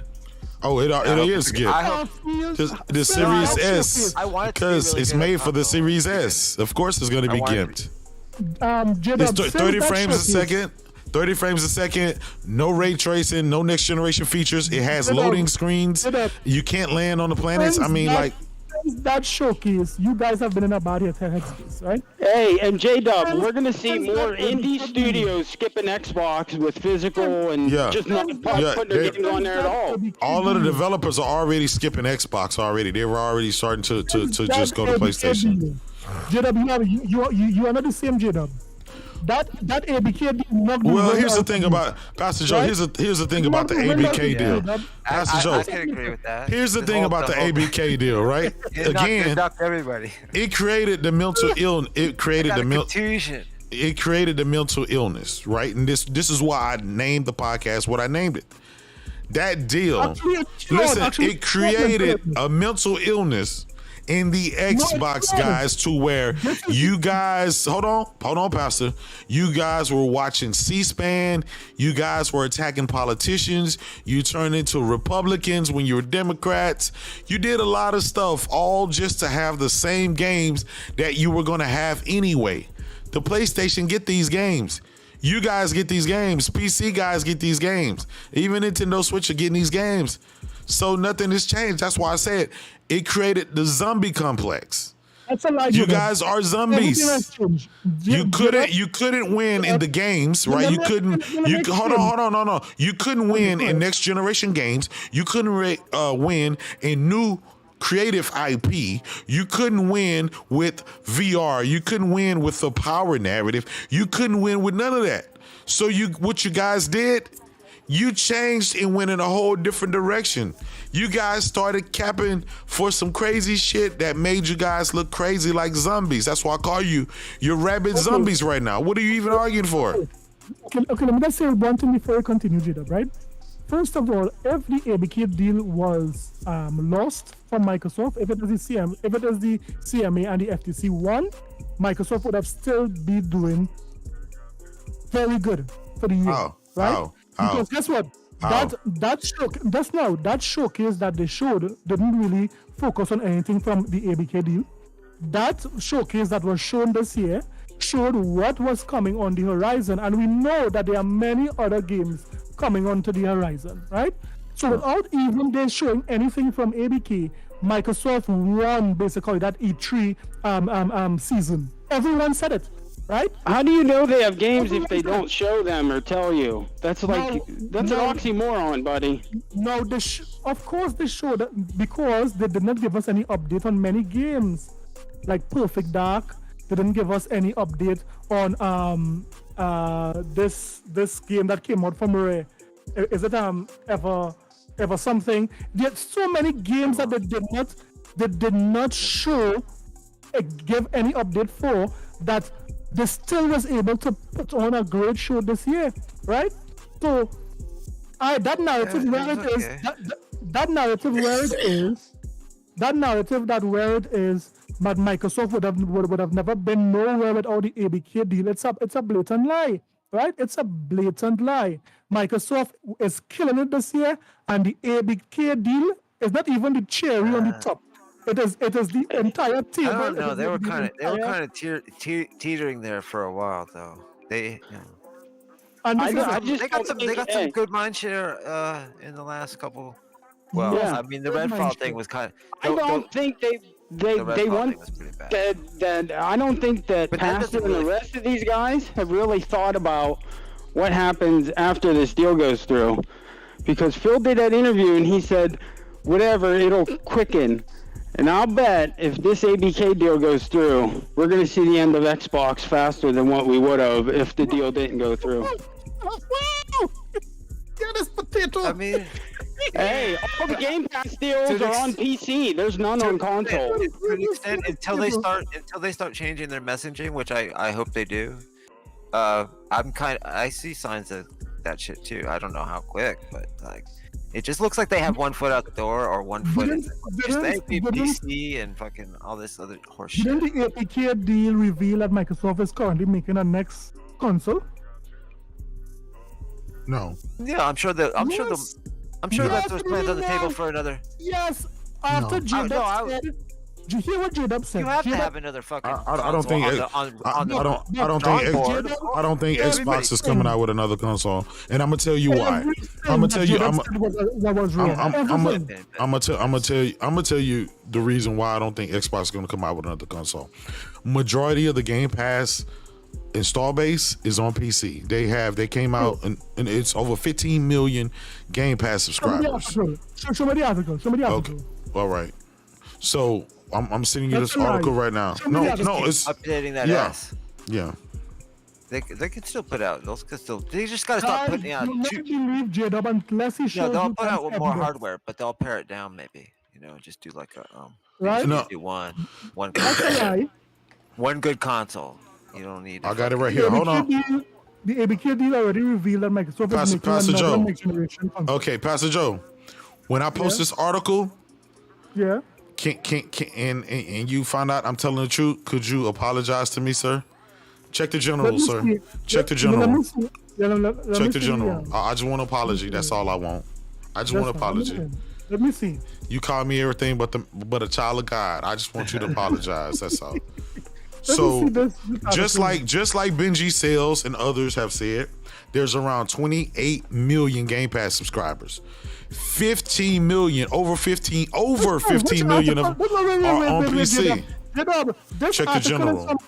It's from Twisted Vortex or Twisted Vortex. Yes. This is not no legitimate website. This is this is a pony. Okay. Wait. IGN. Okay. Pastor, hold on, stop. Vortex, no one knows about He is sourcing it, and I'm looking at the source. He's taken it from a LinkedIn profile of the group product management. Wait. Pastor Joe, is the Verge credible? Let me see. They are credible. Is the Verge credible? Hold on. Is Engadget credible? I'm gonna keep posting all of these sources until you tell me that one is credible. I'm gonna keep. VG247. I'm gonna keep going. VG247. This article is from 2020. Hold on, Pastor Joe. Hold on, Pastor Joe. Come on, J-Dub, man. Come on. So he's saying it went down? That's the difference, Pastor. They see on them articles, there's sources that you can trace and read. That's what you were posting was some guy's blog. Windows Central. Okay, let me see next article. J-Dub is trying all sorts of things. Let me see this. No, I'm just saying, PC Game Pass. I mean, there's multiple sources for this. This is 20. This was 3 years ago. You're saying it's lower than that or bigger than that? Yeah. What I am saying. Pastor Joe, this article is from this year. Pastor Joe. What's that? This article here is from this year. Xbox game. Listen. Look in the general. It's from April the 13th. Xbox Game Pass has surpassed 15 million PC users on PC, over 15 million. This article here from this tech forum. Okay, let's move on. Let's move on. It's Okay, quoting I get it. from those articles. I get it. I get it. I get it. I get it. But Yeah, and J-Dub, remember, Phil already said that console numbers stagnated anyway. They're not getting any more. But here's the problem, Heath. This is the Rabid Zombie. This is like, you know. Yeah, that's true. If you ever been in New York or something, you see the rats back and forth. And shit, like that's the zombies, right? These guys, you can fucking heroin addicts on the corner standing up barely. Let me show you how a potato heat is. Didn't Phil said 2 months ago, a couple of weeks ago, that they are increasing Xbox Series X sales, consoles? If the console is stagnated, why do they need to increase consoles? Because they took that silicon away for the cloud. Wow. Those articles from 6 months ago that's what they were doing. They didn't say they went to, yes. they didn't say how many. They took all S's out and all the X silicone went to cloud. Phil Spencer said they are increasing the quantity. Yeah, because they have to, because there was a zero. If it is stagnant, what is the meaning of stagnant, potato?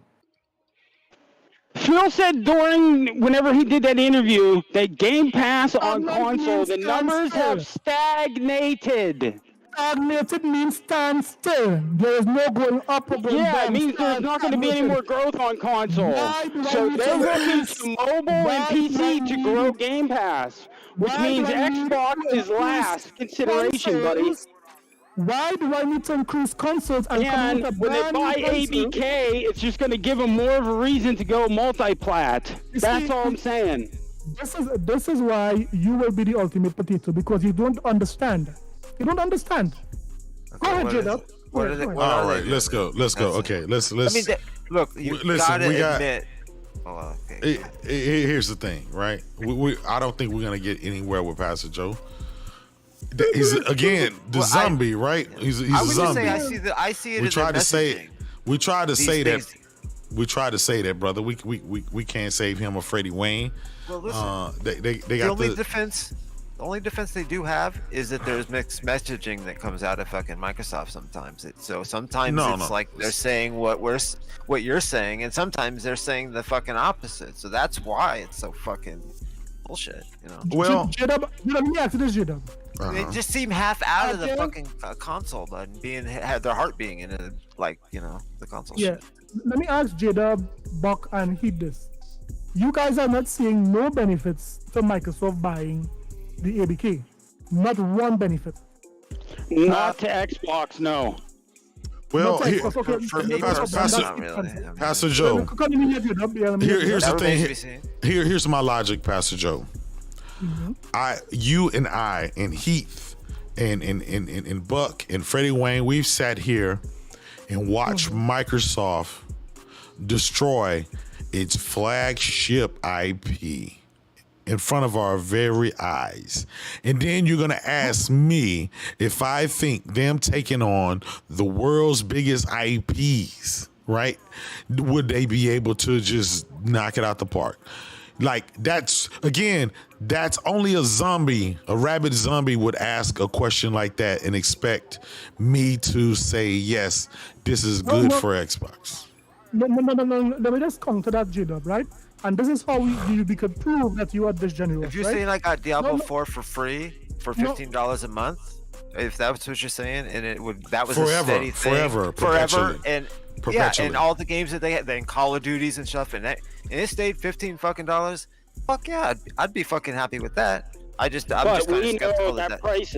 That price is going up when the deal goes through. What it would be, but I still buy games, so it's like it would still be a one thing on top of the other things. So, no. Let me ask you this. Let me ask you guys: who owns 343 Industries? Hello. Microsoft. Pastor Joe, who owns 343? Pastor Joe? I think he took a phone call. Okay. So Microsoft, that too. Buck, who owns 343? Buck, I got Heat's answer. Yeah, it's my own. Pastor Joe. Microsoft Games, dude. Who owns 343? Just now. Wait. Just now. Let me just. You said that how we. Wait. Pastor Joe. Answer the question. Answer the question. No. We moved on. We moved on. Who owns? No, we moved on. We moved on, Pastor Joe. Who owns 343, Pastor Joe? Listen to this. Before I move on to that. No, we don't. We already moved on.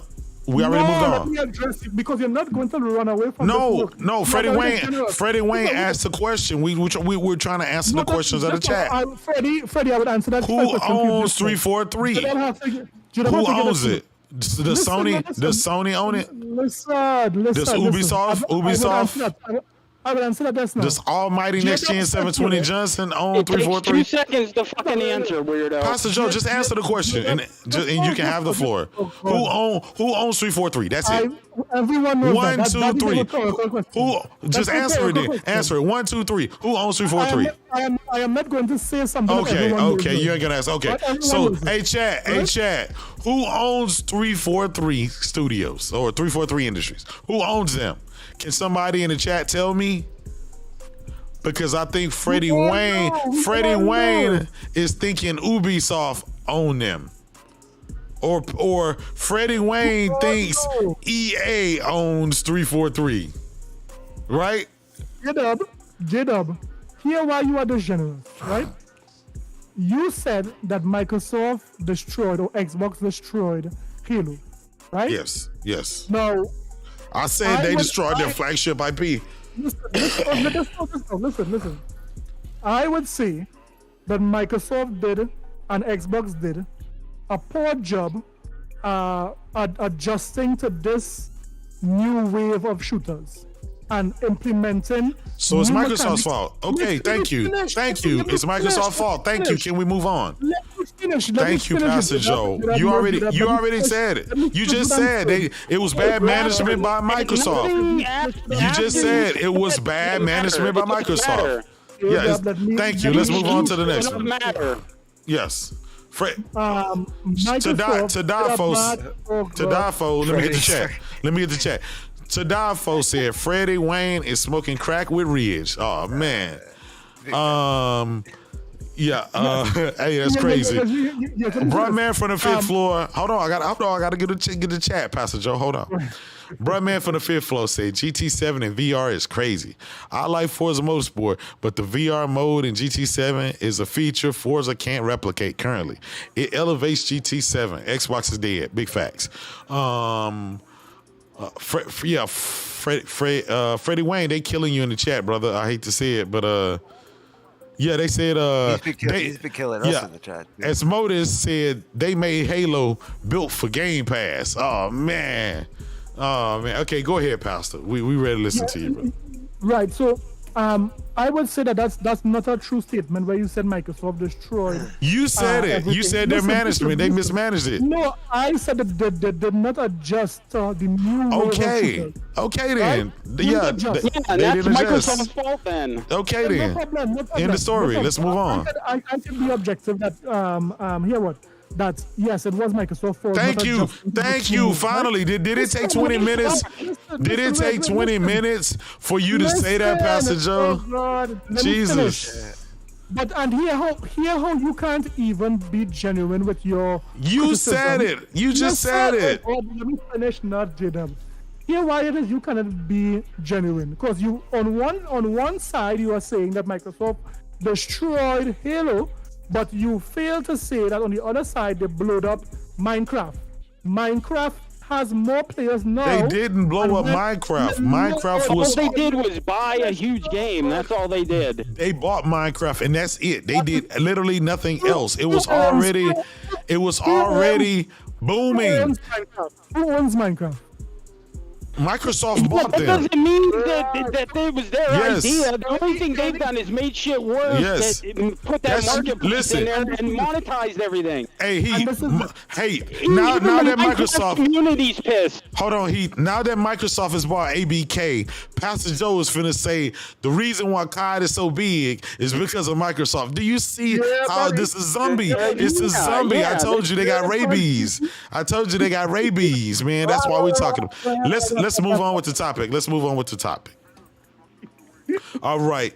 So we see some of the effects of the rabies, the zombie rabies, right? These clickers. We're gonna call them Xbox clickers. It is what it is. These Xbox clickers, they've changed the narrative. They've changed the narrative, and it got to the point where it's no longer about getting great games. It's about who owns more studios and who's spending more. And here's hold on, let me finish. And here's the sad part about it, right? All of these games are coming to Xbox. All these games are going to Nintendo. All these games going to, like, literally, if you own a Xbox console, Pastor Joe has already stated previously, some kind of way, he said it's your fault if you bought an Xbox Series console because Phil said you weren't gonna get no game for the first 3 years. He said it's your fault. You're the dumbass. Okay, 2 years, right? Okay, 2 years, right? It was your fault for buying Xbox.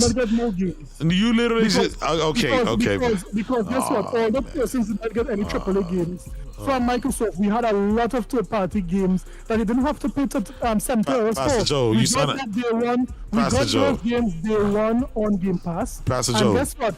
We were able to enjoy those games. However, let me just say this. You sounded like a potato now, Pastor Joe. J-Dub, let me just say this. Let me say that there are many studios that is under Microsoft and many studios that launch successful games. They sold well. They did well on Game Pass. Where are the games? They don't sell. What are you talking about? They did well on Game Pass. Actually, Microsoft. Those games don't sell. Okay, Pastor Joe had to go to that coon room. He's a potato. I'm sorry. We had enough of Pastor Joe. We tried. The spirit of Almighty Next Gen 720 Johnson kicked in. I can't play that song. I can't play the music. But right now, in spirit, that song is playing. Pastor Joe is in the room. And you know what I'm saying? It is what it is. We had enough of this. We can't let these clickers run wild in here. We can't. Back to a civilized conversation. These guys have stopped caring about the games. They start caring more about the executives. Do you see how Pastor Joe was smiling from ear to ear when I mentioned the word Phil Spencer? He started smiling. His voice went up about 3 or 4 octaves. You can tell he just had this adoration. He had the twinkle in his eyes.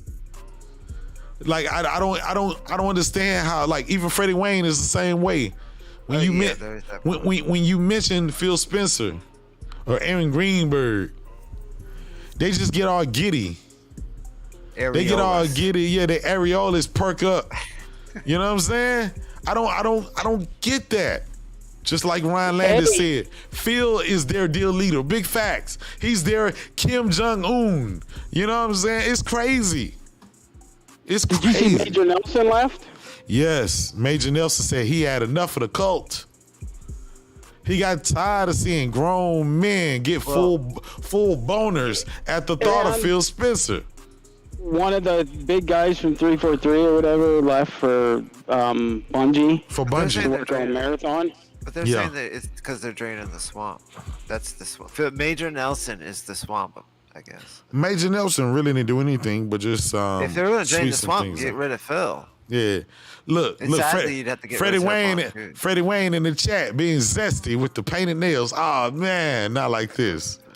This is a PG-13 podcast, sir. Please. Oh man. Yeah, Major Nelson was more marketing. He didn't have any power or anything like that. He was a, marketing guy, really, Yeah.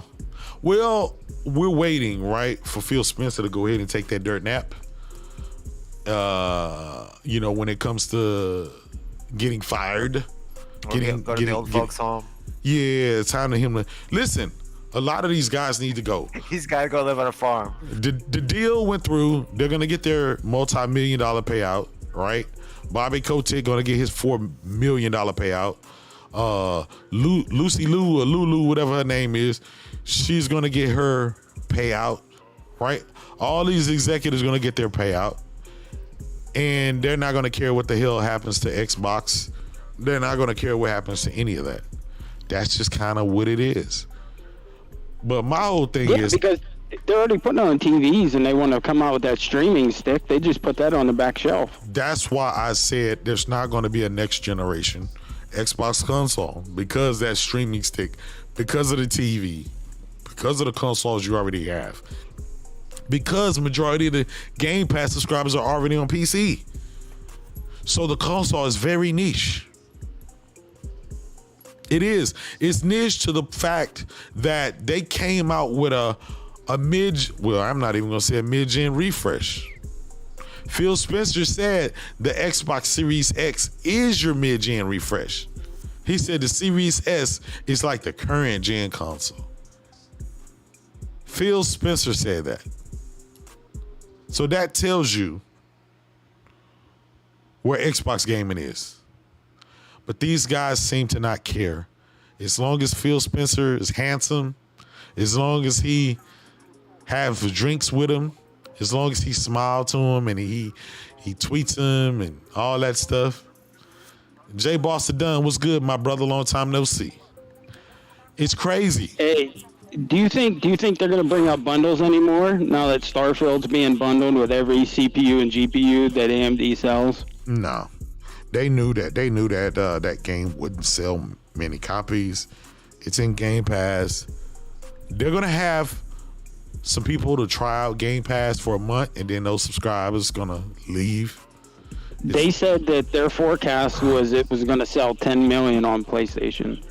Yeah, they said for both for Starfield and that other game, right? No, I think it was just Starfield. They were saying it was going to sell like 10 million on console on PS5. Yeah, so they're not going to get to 10 million from the PlayStation gamers. So that they won't be able to recoup that money. And Game Pass is free, right? As far as like you can get the dollar deals. You know, on most PC, people on PC you can. Yeah, on PC. So people will try it out. I hope Starfield is good. I hope it's a high Metacritic game. If not, the dudes will kick the can down the road. They'll say wait for Forza. They'll say wait for Hellblade. They'll say wait for whatever the other game in the future that's coming out. You see what I'm saying?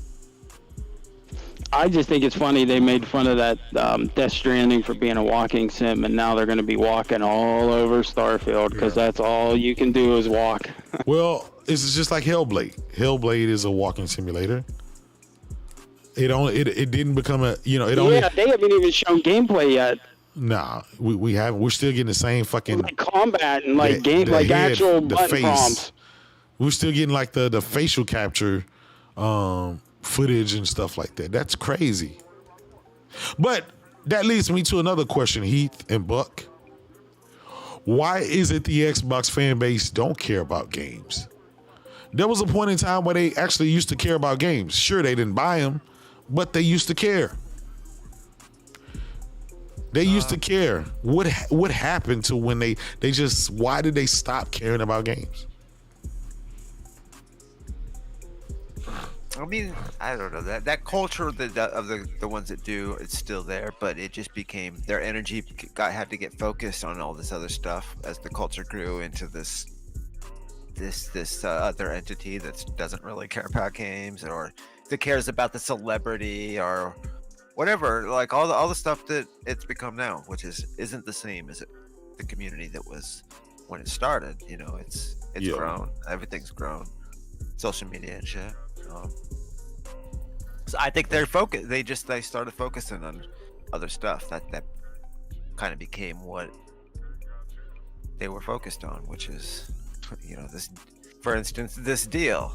Yeah. And power and all that shit was once upon a time. Yeah. In the Xbox industrial complex, as I like to call it. Yep. Yeah. So where do we go from here, guys? Literally, where do we go from here? More layoffs? I don't know. I'm kind of curious myself because you've seen all these different things change so quickly within these communities. focus on different stuff, and then this is, one minute they're warring with goddamn IGN, next they're warring with freaking Lena Khan or something, and bringing the stench of the fucking crumb side into politics, and then bringing the fucking disgusting nastiness of politics over the gaming community. I don't really fuck with that. I don't like that shit. But you've seen it just like I've seen it the last couple of weeks. We've seen some of our best friends it's good. turn into full blown MAGA. Well, but also because over they this have shit. but also because there's a little bit of there's not, it's not like they're not self-aware of it. Like, you see the self-awareness, like they know that they're kind of Well, I mean, conflicted, as well as they know they've already infected or afflicted fucking the people under them that are kind of their, yeah. their little their cult. Yeah, but this is something new, Buck. This is It happens very dude, that's this what I'm is saying. crazy. It's the quickening, like that book. Yeah. We're in the quickening. We're Yeah. in the shattering. It's this fucking information age, the artificial intelligence we're going into. This is all the post-disclosure world and the parallels to that, and then what we're going through here and this shit. It's kind of there, and it's just rapid. It's happening very fast. But here's very. Here's the thing. I think it's very dangerous, because if these guys were able to be regular gamers one day and out of the blue stop caring about games and start getting into politics and start attacking politicians and consumer advocacy groups and women and kids, and just barking and foaming at the mouths and becoming lawyers and paralegals and just doing all kind of crazy stuff that we've never ever seen in the history of gaming before. Oh, you know what else? Go ahead. There's artificial intelligence within there. So I'm talking about that, but then that's the spin on the whole thing, is that sometimes you might be arguing with a goddamn robot. You think this is some fucking Xbox fan, and we're arguing with a goddamn gray alien or some shit. Oh. No, but hey, the people we know on Twitter that are on there that did this big flip, like especially when Phil did that interview, that's when we really noticed it. I'm We've just saying seen that's that. why it's getting really crazy, and it just everything that has to do with social media is crazy. And I think that's what it is, Buck. They want their 15 minutes. They want to be social media. They want to have that check mark next to their name. It's about that. They don't give two shits about gaming. You can tell, because, you know what I mean? Consolidation is not good for gaming. You know what I mean? Hot topics. I used to think, right? I used to think that it was brain damage that came from it was emotional damage and brain damage that came from years and years of hoping Xbox would get some great games in years and years of not getting that. I thought that affected, but it seems like it kind of like kickstarted in overdrive when Phil Spencer came out and raised the white flag when it came to that interview. I think that is when I noticed the guys go fucking balls to the wall, batshit crazy. Oh, I said that was definitely a cutoff point as far as the disconnect between what the community used to be, as far as like the Xbox community, and then what it is now, and it parallels with them and changing the branding and then of course this generation in particular, because my brother Jose, what's good? Jose Betancourt, what's good, brother? But definitely, because he didn't say that before. It was almost like a little bomb he dropped, kinda, where it was he was stressed, more in your face, and more instead of you have to read between the lines. Yeah, he got tired of lying to people, and I think his job was on the line. He had a come to Jesus moment. He said, I'm gonna just lay it on these guys. This is what it is. Stop asking me for great games. Stop asking me for this. This is just what it is. We're never gonna be in first place or second place. We're always gonna be in third place. We're gonna try to do this. We're gonna try to do that. But other than that, leave me alone. Okay, well, here's a possible thing though. The fact that you're known as a liar could be a benefit, because that means what if any time that fucking narrative that he said in that interview changes?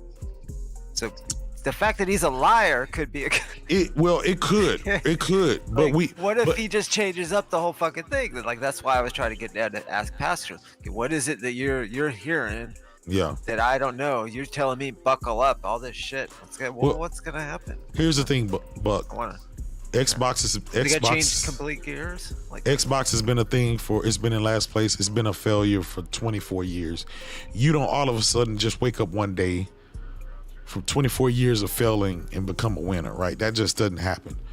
But I did look at it from this direction.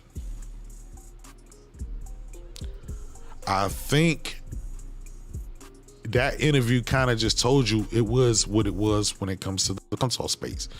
We know Microsoft is really focusing towards cloud and mobile phones. That's where they're transitioning to. So the console itself, we already agree. Freddie Wayne already said the console is going away, right? And I'm gonna be honest, I'm a console gamer. Yes, I got PC. Yes, I got all of that. But look, Freddie Wayne just said it again. Phil Spencer decided years ago to switch the focus from Xbox console to Xbox everywhere. Here's the thing. Xbox everywhere has been a thing for the last 7 years.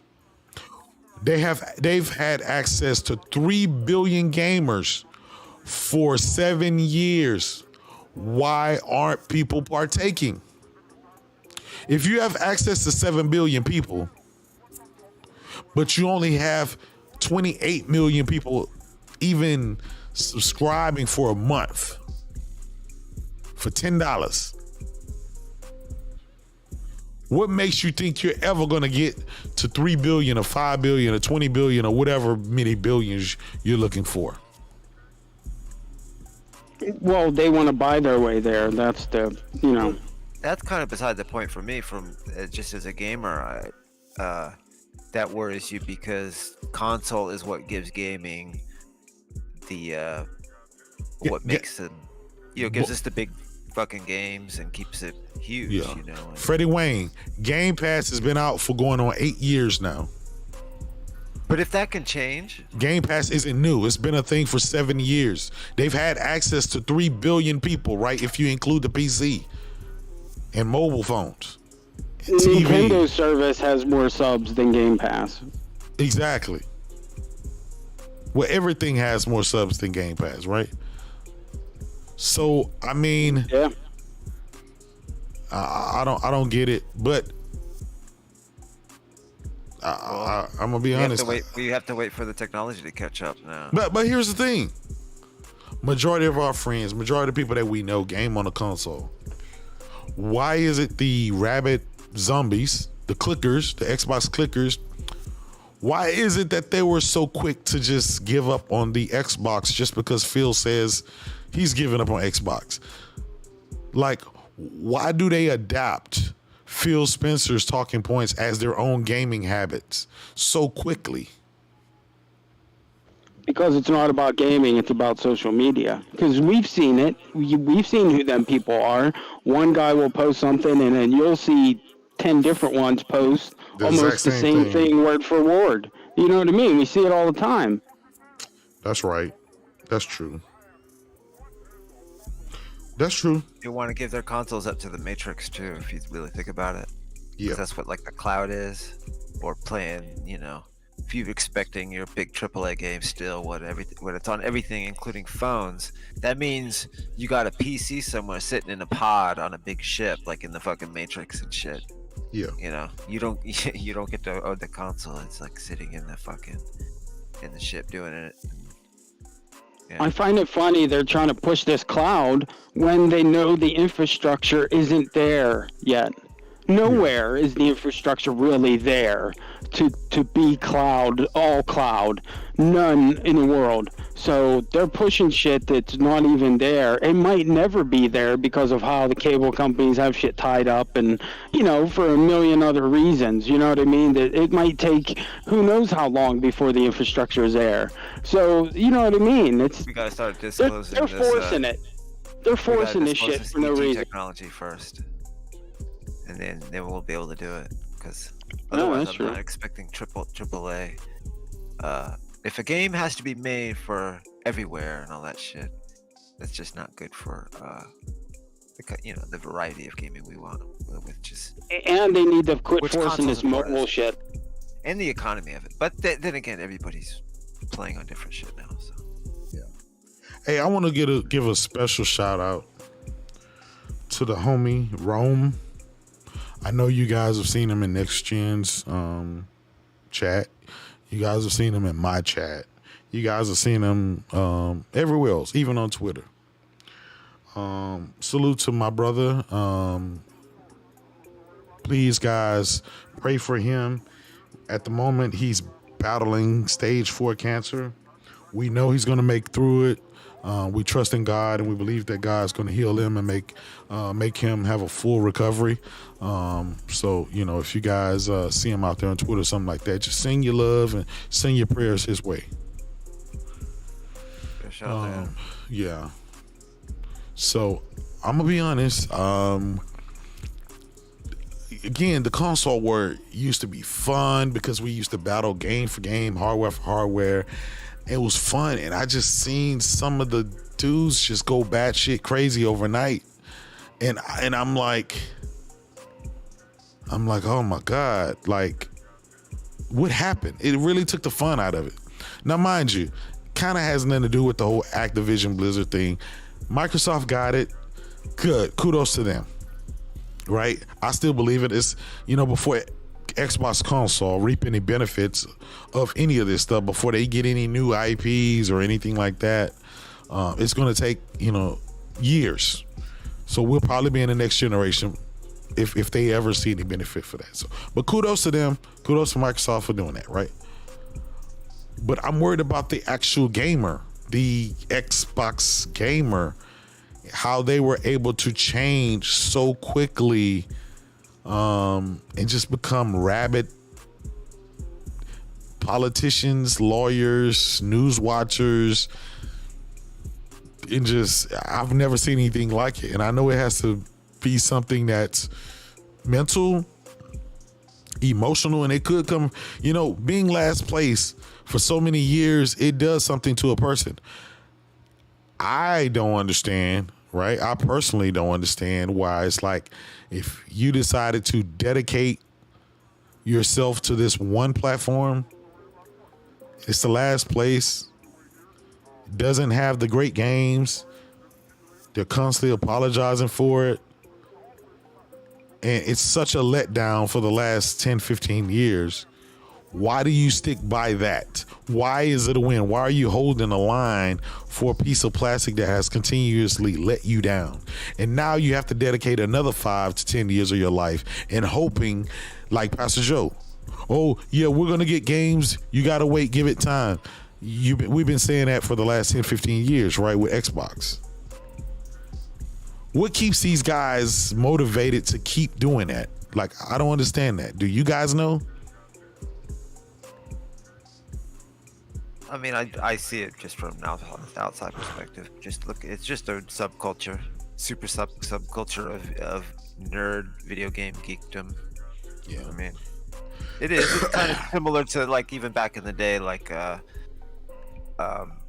in the early days of console wars and shit on the online space. You remember like message boards and shit. Yeah. So I mean it's this is the extension of that subculture, but now the subculture has turned into the social media, and then content creator subculture, and then influencers, right? Yeah. And now also the celebrity that surrounds the executive, which is kind of like, so now it's like a TMZ kind of thing, or But how did you make? Like, you're an it's executive. Grown. It's grown along with the video game. But Buck, how do you become an executive celebrity when you've been last place for the last 24 years? That was like, something. It's like Xbox. They cultivated it. Oh, okay. Again, it goes back to what C Fresh said. It's a cult. Uh-huh. Well, yeah, it was cultivated between the corporation and the so whatever you call that, influencers and shit. And it was a direction they went in, and they kind of cultivated it. Okay, so they said, "Listen, we can't get a You've seen bunch the of memes. You've seen the years of fucking crap gamers.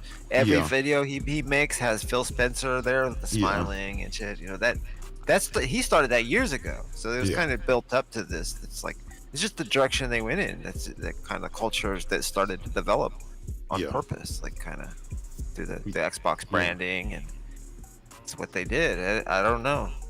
I don't know why they just.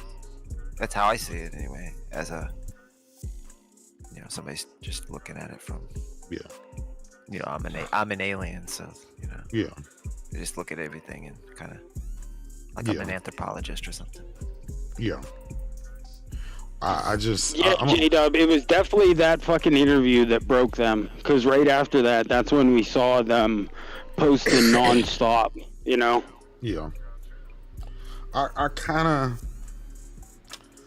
I kind of think that interview did it too. I think that interview hit different, right? It wasn't that normal bullshit that he would normally tell us. We would have to read between the lines. He was like direct. He was upfront and direct. And I think even Buck and I talked about it, how even after the interview, you had guys turn around and say what he meant was, you know what I'm saying? They literally said they tried to decipher what Phil Spencer said. How can you decipher something that this man said? It's in 4K. It's clear. We don't need you to interpret what he said. They might point with a couple little lines, or maybe you could spin it a different way, because if you look at it from a whole context, he was saying a little bit different. But you fast forward to the beginning. There was nothing. Yeah, but even at the beginning of the interview, when he started it with, and people aren't gonna like this, and then he goes about saying it. So he's, there's no way you can spin what he's saying at that juncture for sure. It's crazy. And I'm going to try to add this video, because I think we do need to talk about it.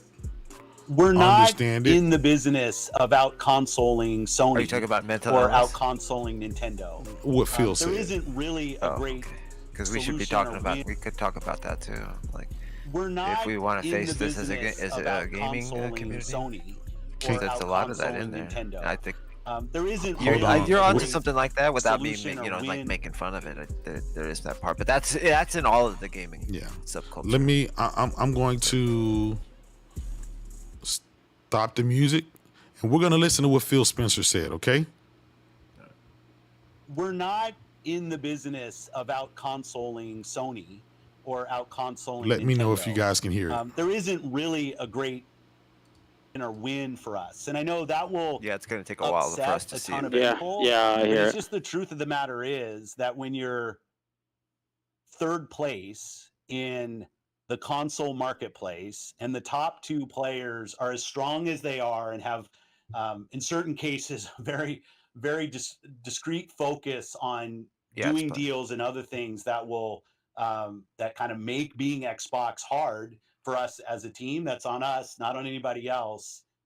Our vision is that everybody who's on console has to feel like they have a great experience and they're a first-class citizen. They've invested a ton in our platform, but we are not in a position, and I see it out there. I see commentary that if you just build great games, everything would turn around. It's just not true that if we go off and build great games, all of a sudden you're going to see console share shift in some dramatic way. We're not in the business of out consoling Sony or out consoling Nintendo.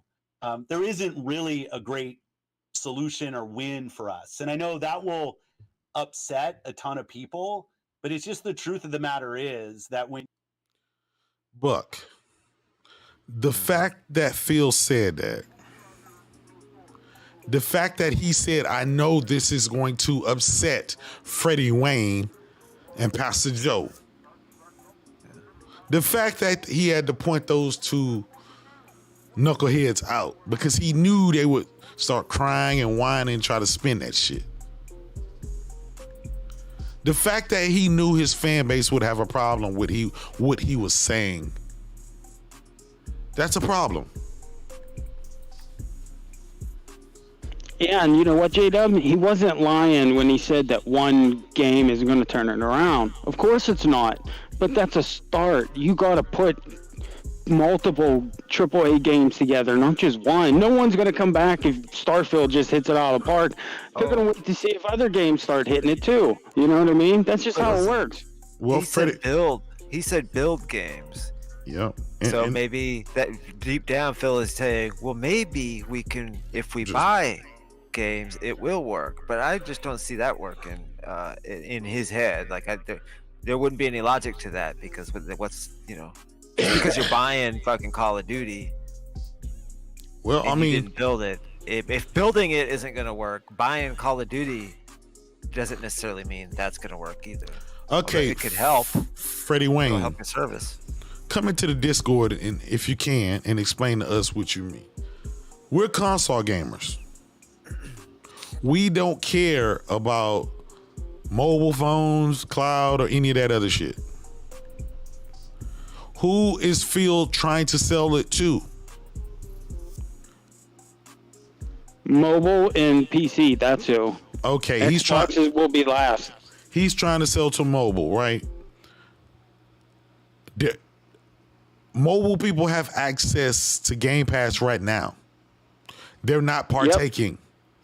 So they're not partaking. That's what I understand. There's over 3 billion PCs. On there, you'll alienate your whole fan base because we don't play mobile games. They're completely separate, but they're trying to push it all into one, and it doesn't work like that.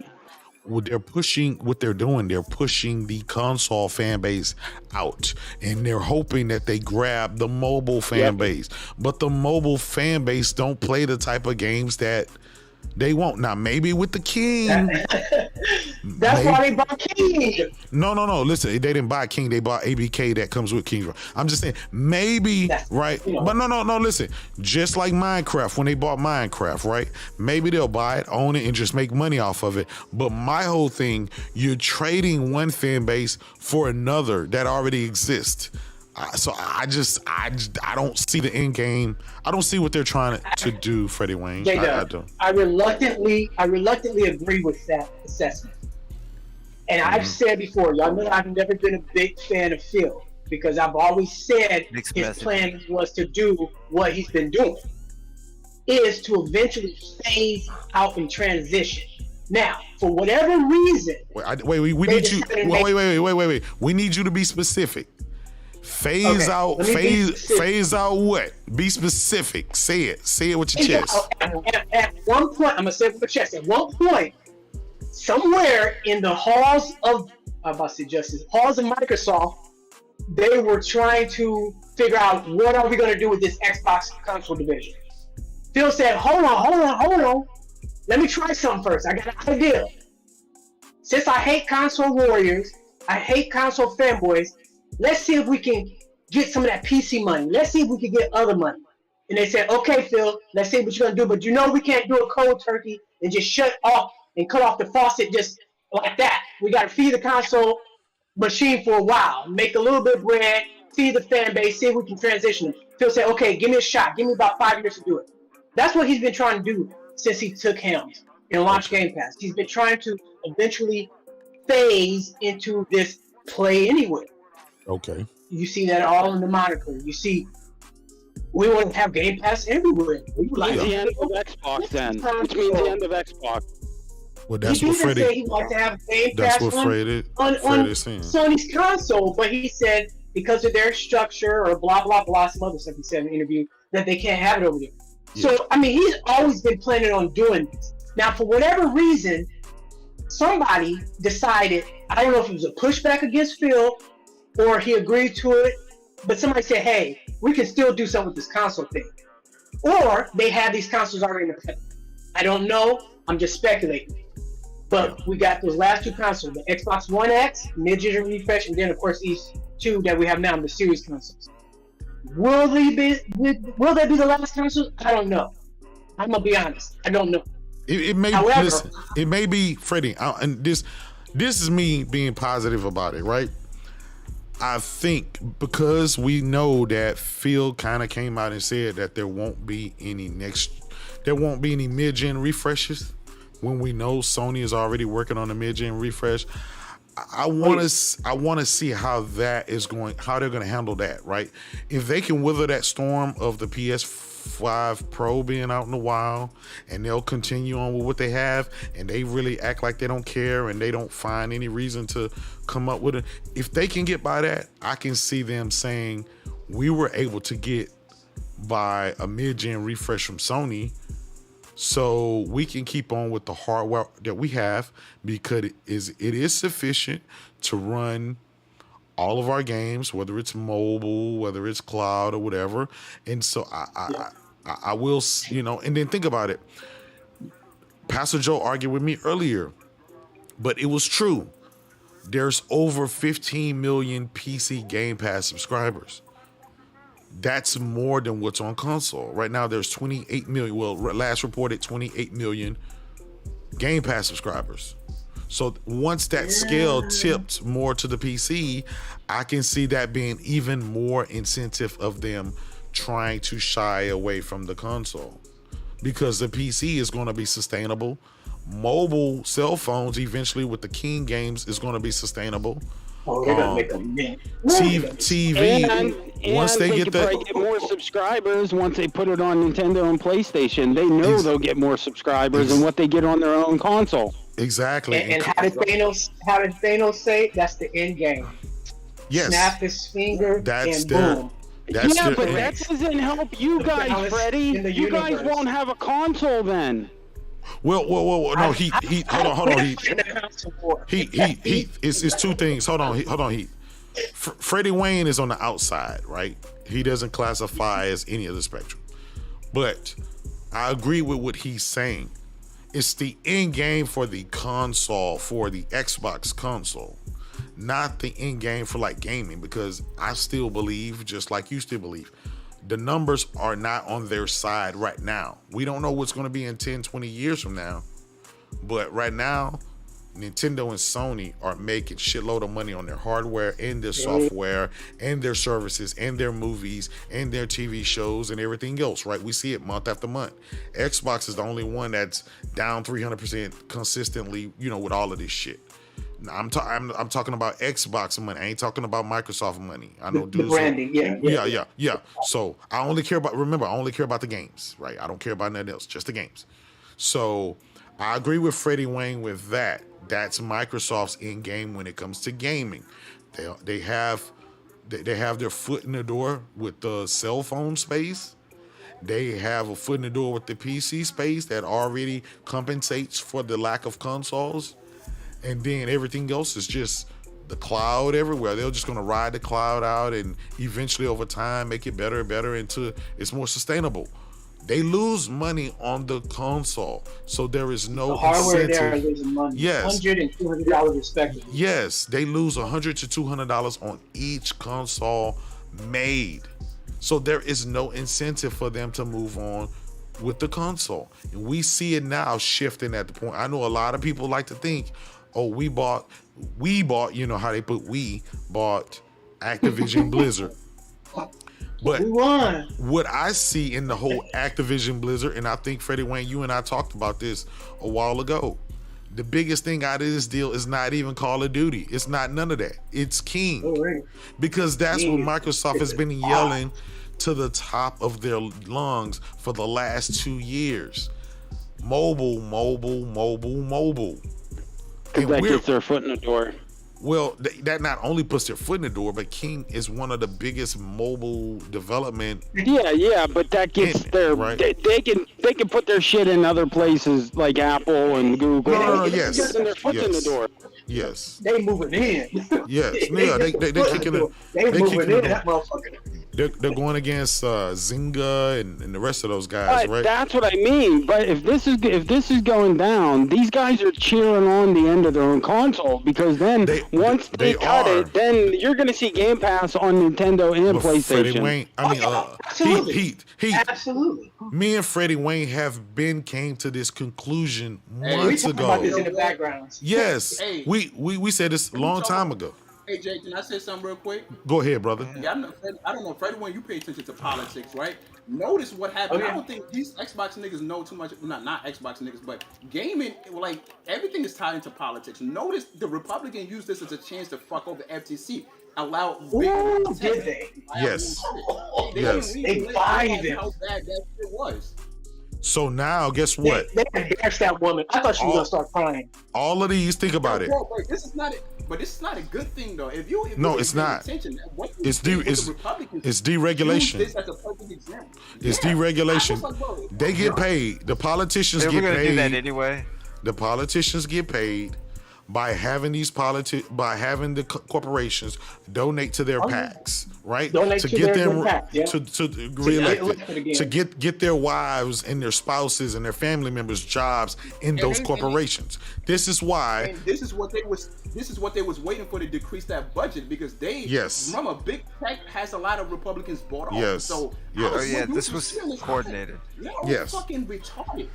That's why I told y'all that they was gonna win, and Lena Kyle was gonna go down. Well, here's the thing, right? Well, no, I said they were going to do a big attack on her about a month ago. I thought it was going to happen sooner. I didn't know they were going to wait this long. No, we said a while back that the FTC was probably going to lose because American politics. Attention to the attacks. American politics is all about the dollar bill. Any corporation can buy out politicians. This is a capitalistic society. But other companies, I mean, other countries, in other continents, their political structure is totally different. They don't play that shit over there. Just like the UK, right? The UK don't play that shit.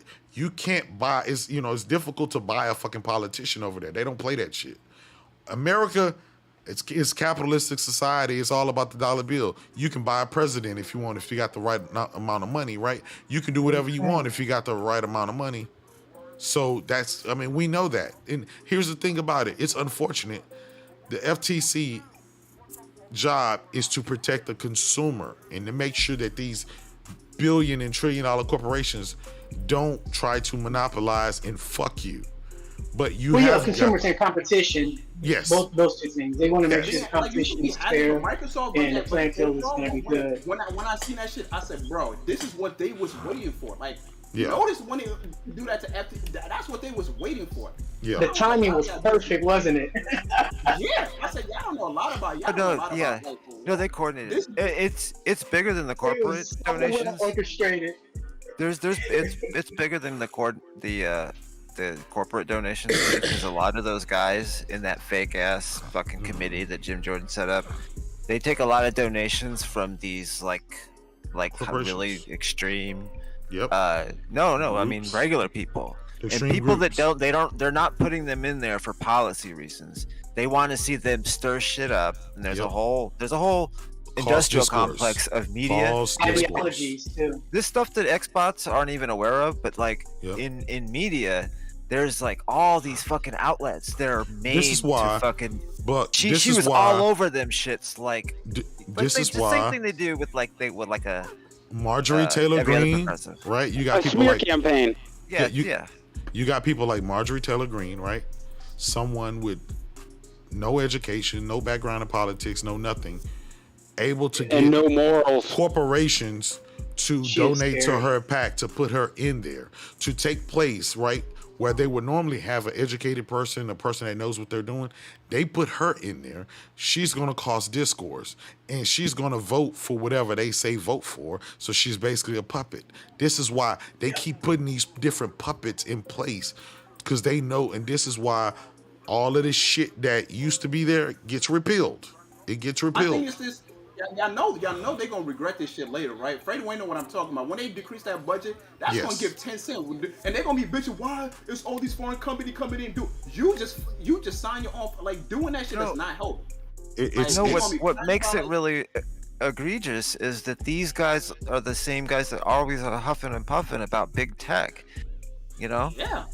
Always. They fucking talk all this shit about what they're gonna do with big tech. Yeah, Craig, my brother And Craig. they're just like, they just bend over for big The tech. politics side is crazy to me though. Like people wasn't paying attention to personally. Like, well, let's get back to the console war. Phil Spencer hates console warriors. He said that. Console war is I think over. he's even It's tweeted. done. He does. He said it, but you gotta understand, 99% of he his don't fan like base the are fan fanboys. base. He don't like the console warrior fanboys. Don't let him front. Phil Spencer hates y'all. But think about it. His fan base is nothing but full of fanboys. I know, but guess what? It's a They big gotta call. transition and follow him to the other side of the yard. What I'm saying is, You're right. You're right. Not when they kill that Xbox, they won't. You're right. well, we shall see. No. Listen. Phil Spencer No. has left the console war Freddie Wayne behind. Wright. Freddie He's Wayne Wright. transition.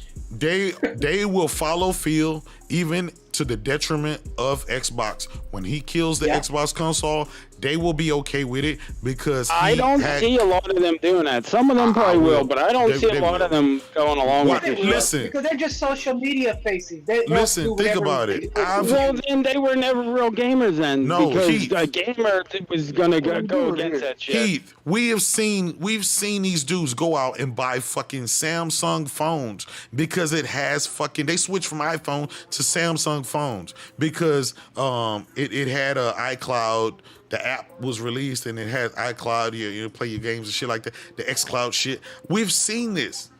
That takes dedication to switch the type of phone you have Samsung TV specifically got the because your executive says we have a product that we want. Like, we've seen some spooky shit, man. That's why I label this shit. It's the zombies. These dudes are fucking zombies. They're the crazies. They're the clickers. They'll do One nice anything. thing though, J-Dub, when this happens, they'll all follow Phil then, and they'll be They're gone. gonna follow him. They're gonna follow him. That's why if Phil doesn't step down and let Sarah take over, Man, you let these two jabronis get away with talking this nonsense, Freddie Wayne and Pastor. What's going on in here? well, I had to come in and clarify my position because a Yeah, lot they of don't people let think these I'm try to run roughshod. I'm a Yeah. diehard fanboy. Or No, console we're just fanboy. talking truth. I mean, that's just like their opinion, man. There's Mr. Twitter Fingers over there, W. He can't help himself. J-Dub, what you gotta say about that? He's Mr. Twitter Twitter Fingers. Twinkle Fingers.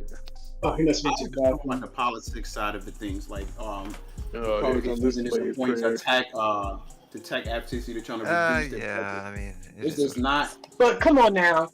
She is bad. She blamed everything on her staff. No, I know what I'm Yeah, talking about. but now screw all that, Freddie. What about these PlayStation guys that were threatening a federal judge? Mad! I ain't never seen that I hope they go in jail because that is crazy, man. That's I against mean, the law. I mean, Threatening you a federal gotta judge imagine over a video game. What's going on, Ricky Brown? What's Ricky good, Brown J-Dub, man? was Mr. good, my Twitter brother. Fingers, I call him. How you doing, brother? Yes, sir, man. Hey, I'm Dub, doing okay. I got to man. give it to you, bro. Every time I make a comment on something you say that's outlandish, which 90% of the time, I gain more and more followers. They seem to like the fact that I clap back at you. You know what I mean?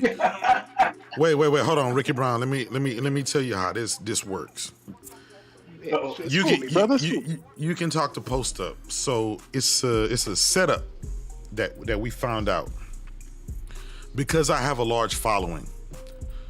When I tweet you or I reply to you and you reply, that creates an atmosphere Algorithm? where people see your tweets because you might not have enough followers. So just because you going back and forth with me, now my followers see you. They're going to reply to you. They're going to talk to shit to you. Don't block them. Those guys, that Oh, no, I don't block becomes, them. I love it. I know. I'm just trying to explain to you. Oh, yeah. That Yeah, means I pulled you inside of my circle, so you have access to my followers. That's how me and Post Up did. That's like that Chris Hart guy that I punk down all the time. Yeah, that's why I asked Post Up. It's an alley oop. Sometime I would tweet him out of the blue some stuff. I text him. I say, Post, it's finna be an alley oop. I tweet Oh, something, no. making Listen, I fun of need you to him. tweet these He would shows like out it. for us, brother.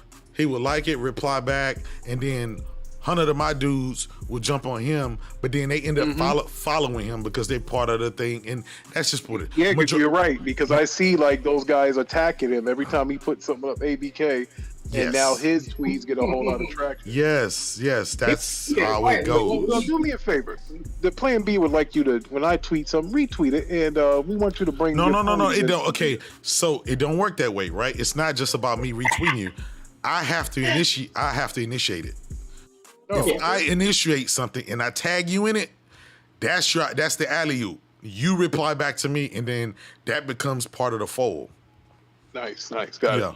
Because if you do like Magic and Kareem. Yeah. So trust me, and I'm almost at what 13,000. I forgot.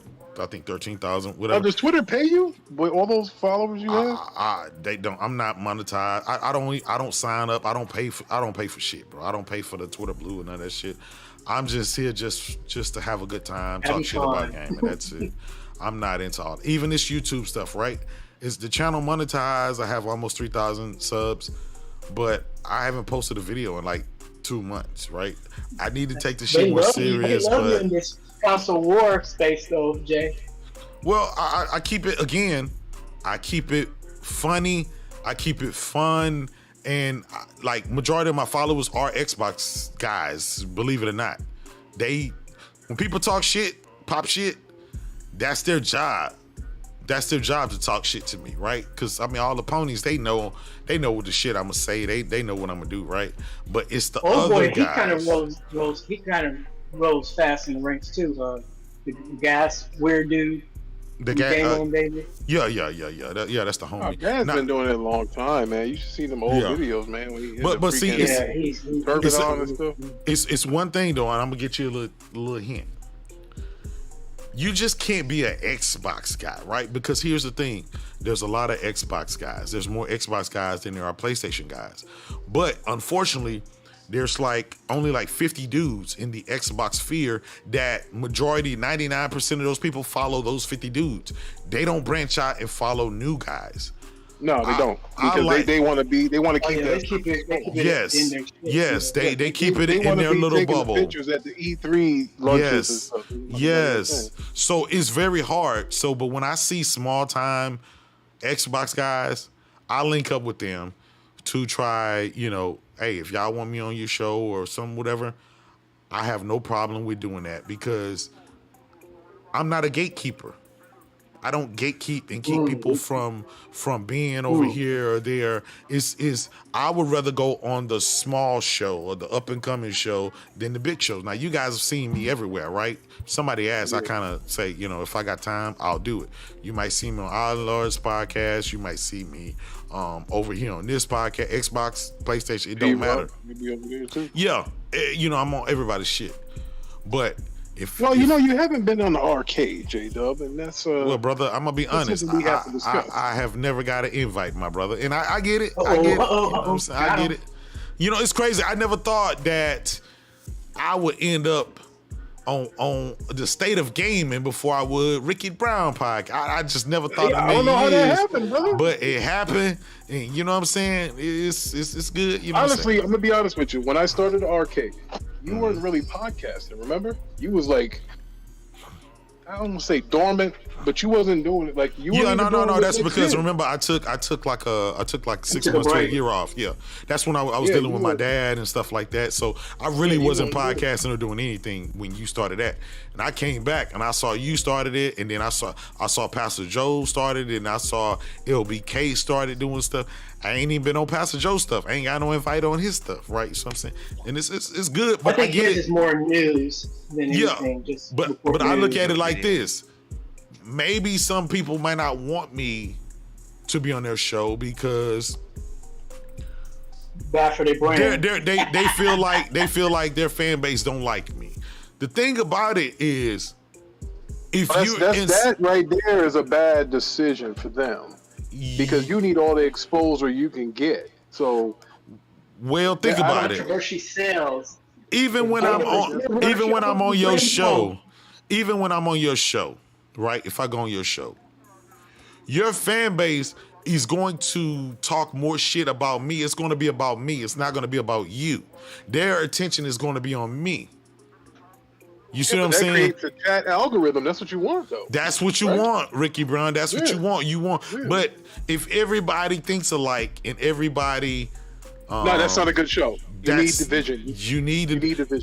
You need different perspectives.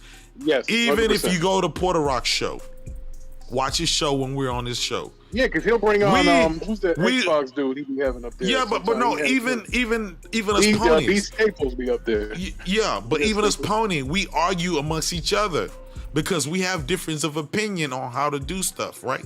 We'll gang together and we'll jump on Porter Rock, and Porter Rock will be throwing us under the bus for something. That's what we do because it's a difference of opinion and it works. But if you on a show and everybody says the same thing, it gets boring real quick, and then it doesn't make your channel any different than anybody else's. How is your show going to stand out from RDX or from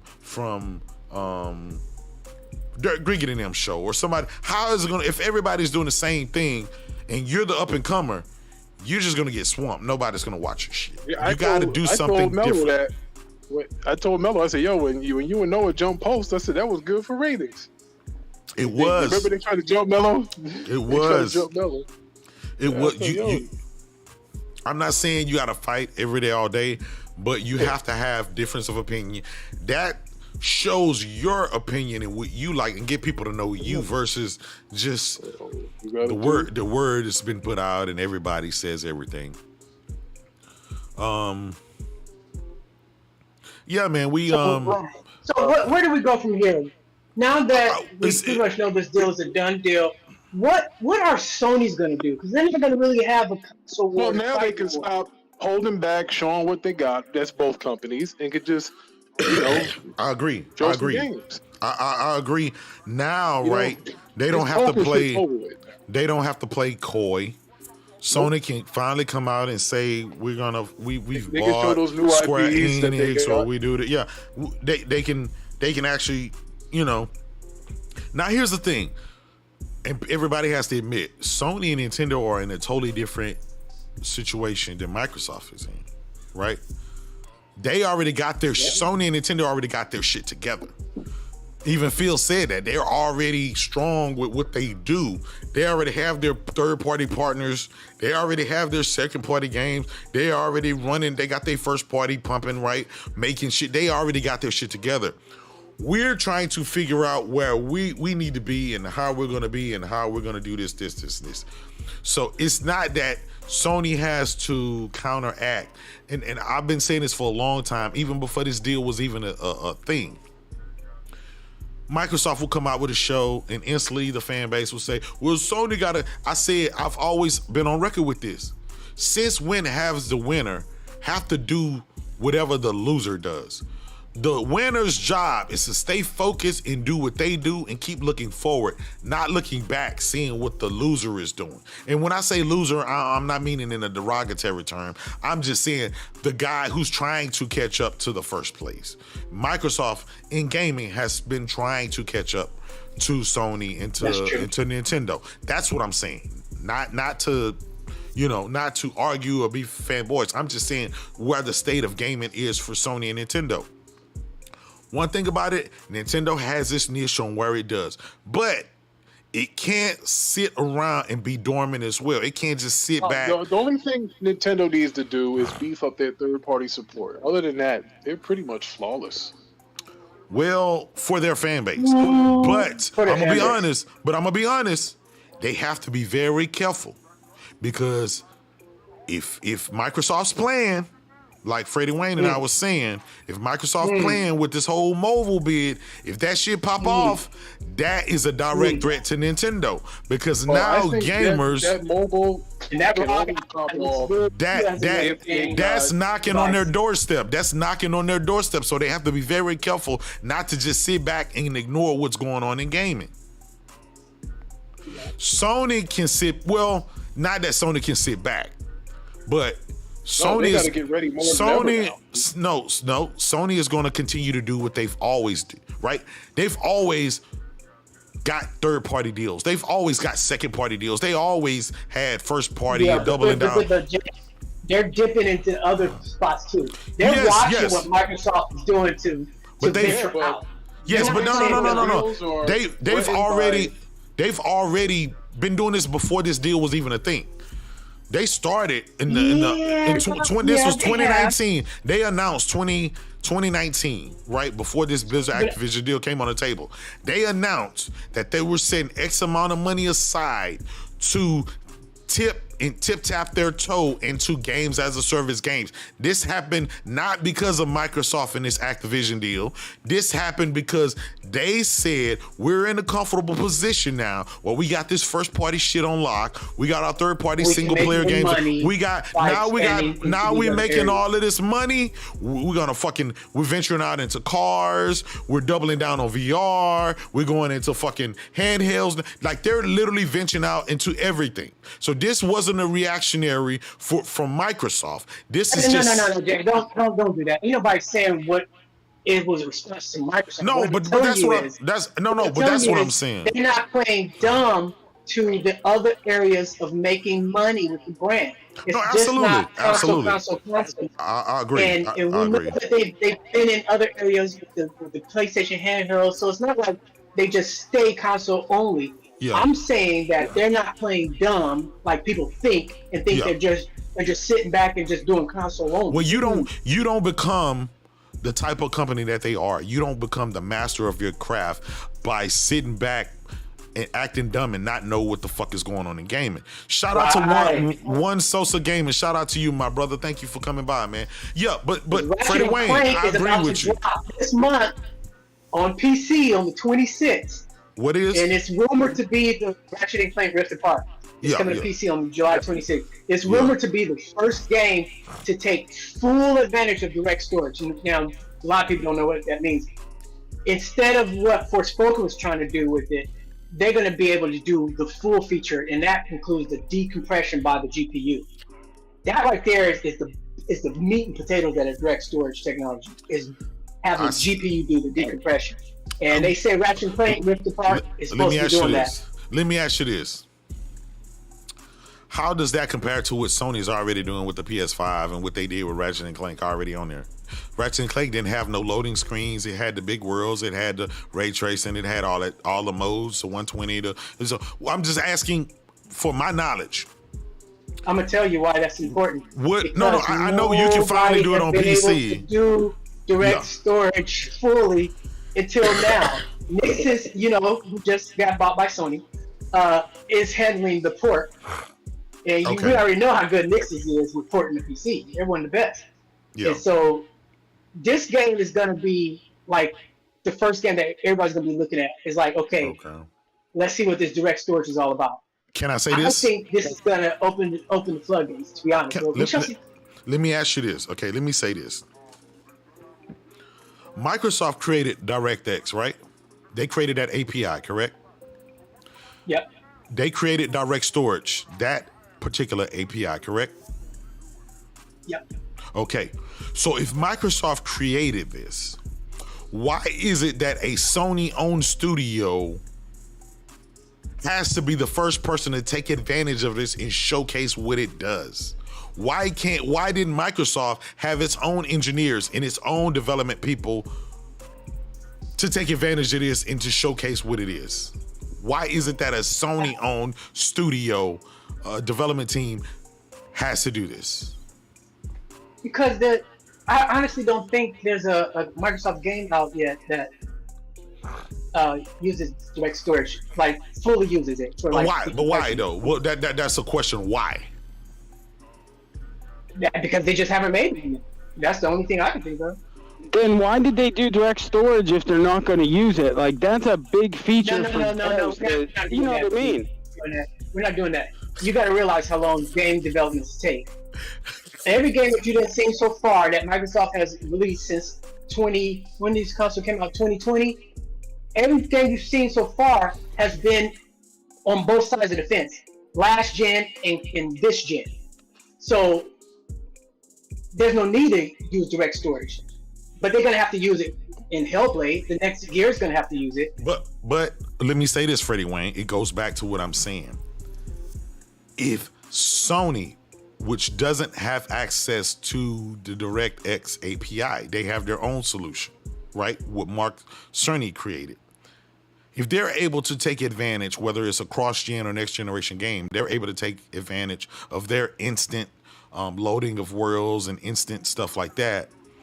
Why is it that Microsoft, who created theirs, haven't been able to do the same with theirs? That's a valid question.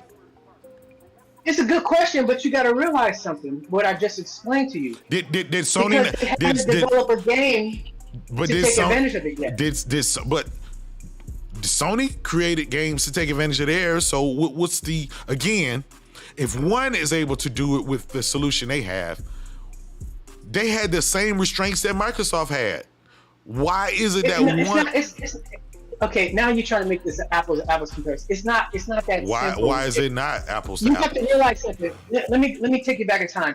Do you remember when when Sony first showed off their SSD technology? Yes. They showed it on a PS4 dev kit running Spider-Man with no issues with loading, instant loading. So they were showing that technology off way before the PS5 came out. So they've been working on it way before the PS5. It was already in the pipeline. So now, when they was developing the Series S and the Series X, they only developed it 2 months before the console came out, or was this console in development? No. So I'm trying to. No, you're a car person, right? Let's use cars as an analogy, right? But okay. Here. Look, let me further explain. Microsoft is a software company. Sony is not a software company. They're a hardware company. So why? What is that excuse? I'm about to explain it to you. What's good, brother? Go ahead. Explain. I'm trying another angle. Okay. Go ahead, brother. Now you know how car companies work, or I'm assuming you do. When let's take General Motors for example. When they showcase a brand new Corvette, we all know that they are showcasing some of the newest technology in that area of sports and performance, right? Yes. And we know that the other divisions, such as Buick, the lower models in Chevy, even Cadillacs, GMCs, they're not going to get that technology until later. Down the line, years later. Because why? They got to showcase that technology first. It's got to be proof of concept, and it's going to start with the first car that uses it. Now, let's get to Microsoft. Microsoft is a big, giant software company. Xbox is just one of their divisions under their umbrella. Direct Storage and Direct API, XAPI, that was developed by Microsoft. It trickles down to Xbox. So it's not going to be apples to apple. Wait, what? Listen, Freddie Wayne, that makes no sense. If you're in gaming, you created the hardware, you created the software. Like, the Xbox is nothing but a PC. It has the x86 architecture is literally comprised of PC parts.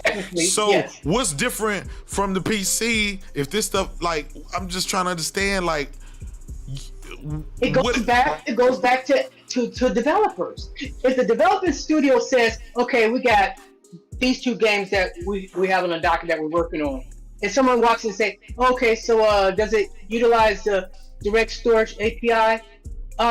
No, because we got to make it compatible with the Xbox One because it's going to be cross-gen. Then they're not going to use it. There's no need to use it. But here's the SSD thing. is already fast by itself, just by its technology alone by default. We already know that. The SSD is faster than a hard disk drive. However, to use the Direct API storage, that goes beyond that because now it's doing the API of the GPU decompressing. Okay, and not the CPU. I'm with the chat now. They said, brother, you sound like you're making excuses. It sounds like Mary Wilcox said it sounded like they made some cheap shit in the Xbox to me. No, they didn't. See, this ain't fair. All these people that are taking advantage of Sony's fast API with their SSD. This is bad management from Xbox again. I agree, Freddie Wayne. I agree, Freddie Wayne. It's just people that's taking advantage of Sony's 12-channel controller to their SSD and the APIs that they designed is Insomniac Games. They're the only ones that's taking advantage of it. That's not true, and I'm gonna explain why. Right? I'm gonna explain why. There's no game that's doing instant loading of worlds. Listen, every single Sony first party game has instant loading. Every single one. There's not one. Define instant loading, because you keep saying that like it's there's no load. There's no load screens. Hey Freddie, here. Starfield has load screens. Okay? Starfield has load screens. Say you have Jedi Survivor there, okay? Yes. You go down to one of them activity cards, you hit that, it goes right into the game. Instantly right into there. the game. There is no loading. Yes, instantly into the game. On the Xbox Series X too. No, it's different. It's different. What Xbox does, it takes the game state. Right, it writes it to the hard drive. It writes it to the SSD. It's running in the background at all times. Exactly. It's actually taking up memory. It's actually taking. No. Listen. It's actually. I'm talking about cold boot. I'm not talking about the activity cards or quick resume. I'm talking about cold boot. There's nothing differentiating these games. Initial startup. That's not true. And I'm gonna tell you why. Sony. Let me finish. Then within milliseconds. We're not about to do this. Let me finish. You're not gonna talk like every single going on. It's just the SSD. Let me finish. Every single Sony first party game and third party game that's licensed to it, like Final Fantasy 16, Final Fantasy 7 Remake. Right? There's no loading screens. Once you hit the X, listen. We're talking about loading complete worlds, right? You started this conversation talking about Insomniac. I'm talking about GPU decompression. Oh my God. And how that helps with a game. Okay. Fuck it. I tried to be nice. I tried to be nice. Listen, I tried to be nice. Freddie Wayne, goddamn, I'm gonna have to go here, man. Listen. Stop with the bullshit excuses, right?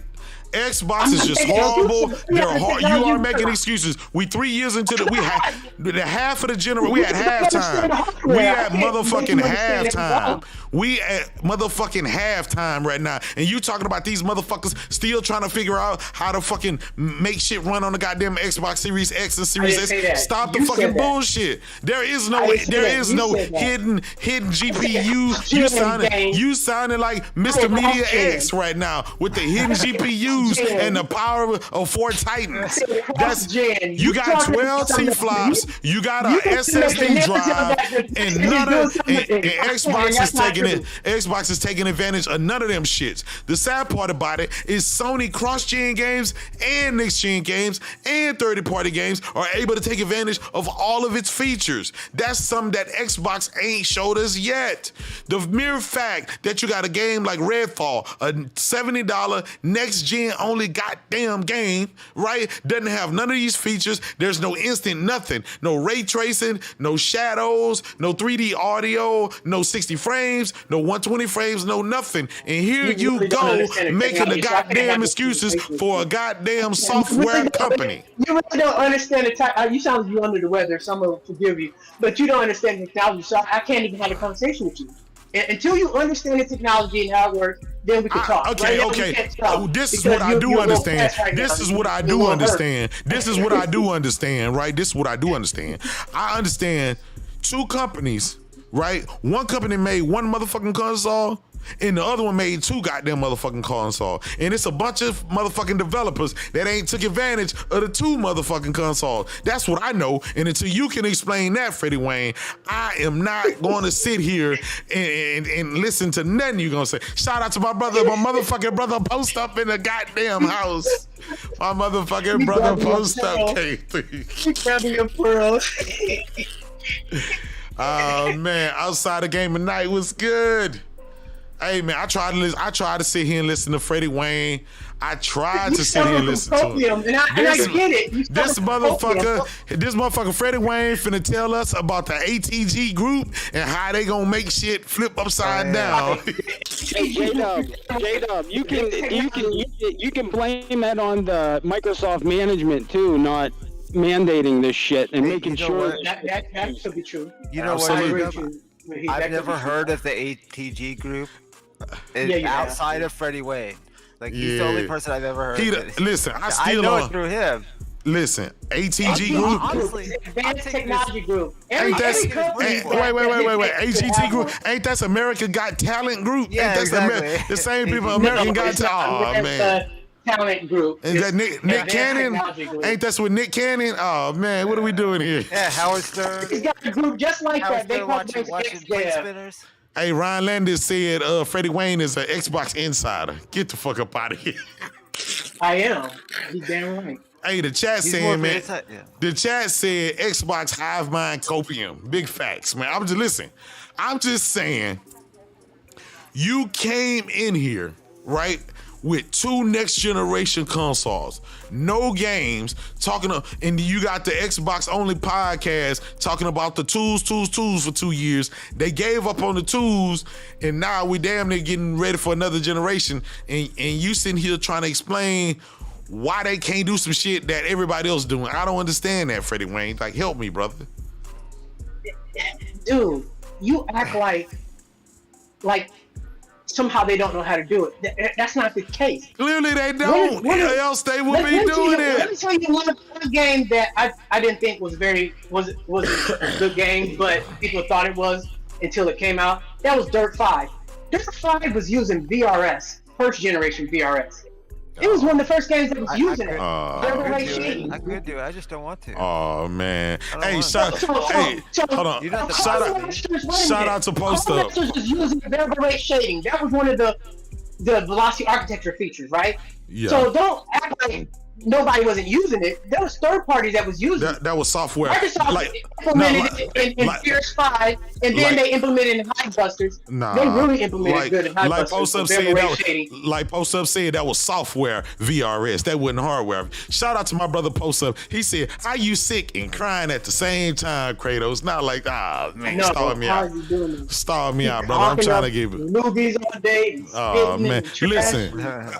I've been live. Me and Buck been live for about 3 hours now. Man, hey, this is our what?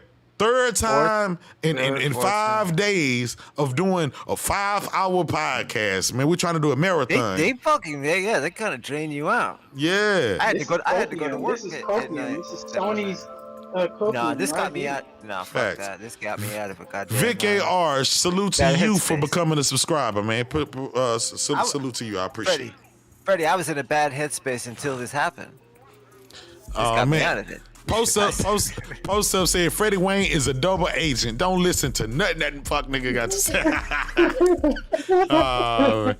I still love you, Post up. Yeah, man. Listen, I'm gonna tell y'all this, man. I don't know what the future holds for the Xbox console itself. We've had a long discussion. Freddie Wayne seems to think that it's going away. They're focusing on mobile and PC, and that's where it's going. I don't want the console to go away. I want Xbox to always have a high-end console. I want that to always be their focus, because that was my foray into gaming. I'll tell you how that happened, Jay. If Phil resigns and steps down when Sarah takes over, I believe the console will stay.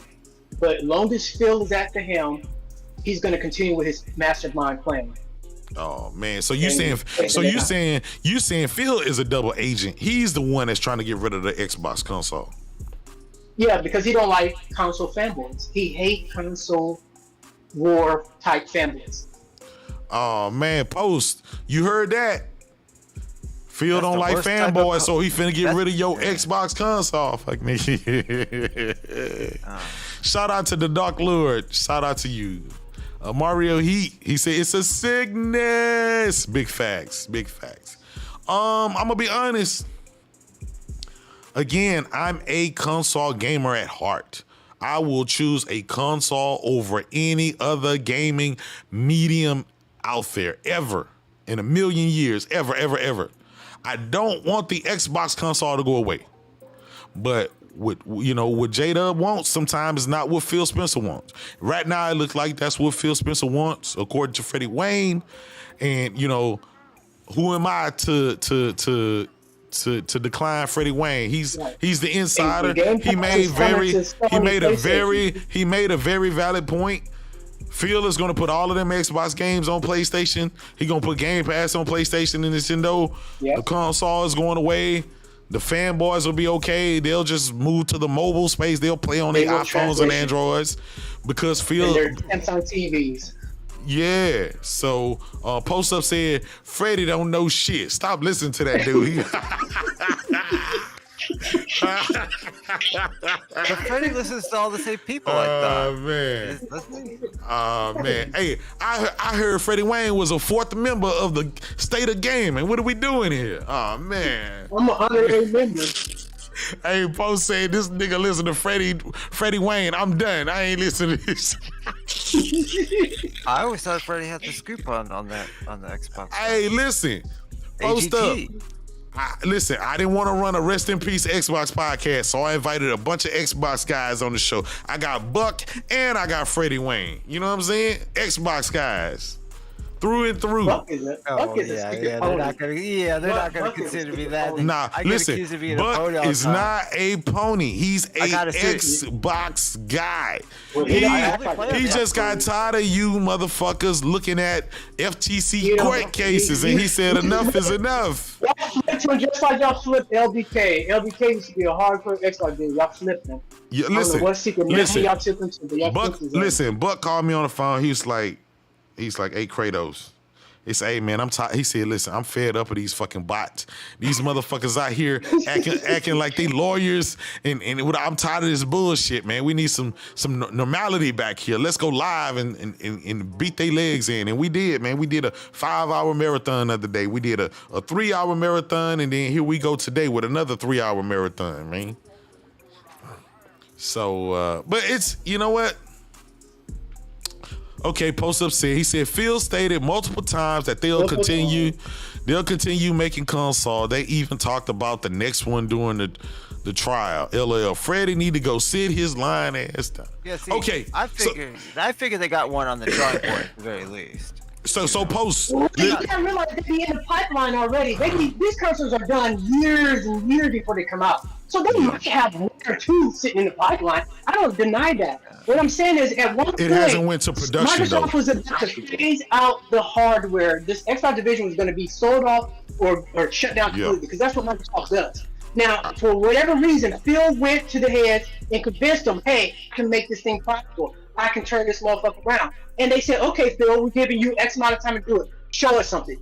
He showed them something. When they started seeing the numbers coming back from Game Pass and seeing that this Netflix type of subscription service came, they said, hey, Phil, you might have something.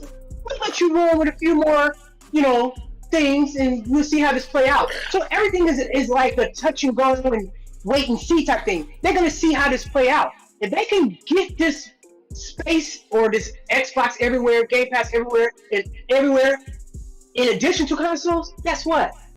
And if console is not profitable hardware-wise, and they keep losing 200 on the Series X, 100 on the Series S, guess what? They'll phase that bitch out. Hold on, Freddie Wayne. It doesn't make dollars. It don't make sense. Hold on, Freddie. Let's listen to Phil Spencer in his own mouth. Let's see what Phil Spencer got to say. We're not in the business. You're not gonna like this, by the way. Sony. We're not in the business of out consoling Sony or out consoling Nintendo. There isn't really a great solution or win for us, and I know that will upset a ton of people. But it's just the truth of the matter is that when you're third place in the console marketplace and the top two players are as strong as they are and have, in certain cases, very, very discrete focus on doing deals and other things that will that kind of make being Xbox hard for us as a team. That's on us, not on anybody else. Our vision is that everybody who's on console has to feel like they have a great experience and they're a first-class citizen. They've invested a ton in our platform, but we are not in a position, and I see it out there. I see commentary that if you just build great games, everything would turn around. It's just not true that if we go off and build great games, all of a sudden you're going to see console share shift in some dramatic way. We're not. Well, y'all heard it right there, right? From Phil Spencer himself. He said at their third place, they're going to remain third place. He said that Starfield can be 11 out of 10, it won't matter. He said that they can go out and make great games, but it won't matter. This is Phil Spencer in his own words. This is not J-Dub or Kratos or Freddie. That was probably the most honest he's ever been, because he was off script. He didn't have his script writer writing for him. That was the honest Phil. If everybody want to know if that was a real Phil, yeah, that was the real one, not the one that was reading off script. So what he was saying, and keyword was console. So he kept saying console. He was playing that George Bush thing, read my lips, no new text. He was like console. So he's basically telling, and he's basically, how you said, code signaling, saying, hey, wink, wink. Yeah. We're trying to get out of this console shit. Fuck niggas. That's what he was saying in that video. Well, exactly. That sounds so that he was the head of a console division and say something like that. Exactly. That was a defeatist type statement. So I was really pissed off at him when he said that, but at the same time, the writings was on the wall. He was doing everything to phase out. So, I mean, if anybody don't understand business, they wouldn't have seen the steps that they were taking. Backwards compatible, Game Pass, and then you put it on mobile, and then you put it in the cloud. Come on. If it's everywhere else, then what the fuck you need a console for? So, I can see the outrage from diehard Xbox console fanboys, and also I could see the mocking and the laughing by Sony ponies saying, your console's going away. So I see it on both sides. But Phil has said it, and he said it many times, what his plans are, his world domination plans. He wants Xbox everywhere. And until both sides get it, Sony ponies and Xbox, y'all gonna be fighting back and forth over this console bullshit when it's over. Yeah. Philip Aurelius Maximus Dominus Spencer has told you the console war's over. We can't win. We're going to the next phase, which is our software being everywhere. Well, I tell you what. Shout out to my brother Emmanuel. He said, "Yo, J-Dub, how can I hop on this? Listen, Buck, can you send Emmanuel an invite?" I'll try it. Let me see. Okay, if you can. What's your Discord? He's in the chat. Oh, okay. Yeah, he's in the chat. Yeah, give us a... Yeah, we're gonna send you an invite, Emmanuel. We want to get your opinion on this. Listen, well, Freddie Wayne, why Buck? No, he's not. You want me to just straight in? Well, I can't give him a link through straight here. Well, no. Is he in Discord? Yeah, I'll have to find him on Discord. Yeah, you can find him on Discord. It's Emmanuel. Let me ask you this. And this is for Freddie Wayne. Why do you think my brother Post Up? Why do you think he refused to believe the inevitable, like you state? What's the reluctancy? That's a great question. I'm gonna tell you one. Post Up is our brother. We understand that, but we also know Post Up is on a track to ascending his social media status and career. So he's basically doing this for clout. Shit. How does Big Damu say? Chasing the butter biscuits. Goddamn, Post. So I get what he's doing. I'm not knocking his hustle. Go ahead, Post Up. You boo boo. So I get what he's doing. He's going to continue to ride that train until the wheels fall off. Or until music clicks. You trying to say my brother is clout chasing to the 10th power? Oh man. Technically. Hey Buck. It's on Twitter at E4Extreme. Look in the chat. Maybe you can send him. Hey Post. He said you clout chasing to the 10th power. You ain't passed the bar yet, fuck nigga.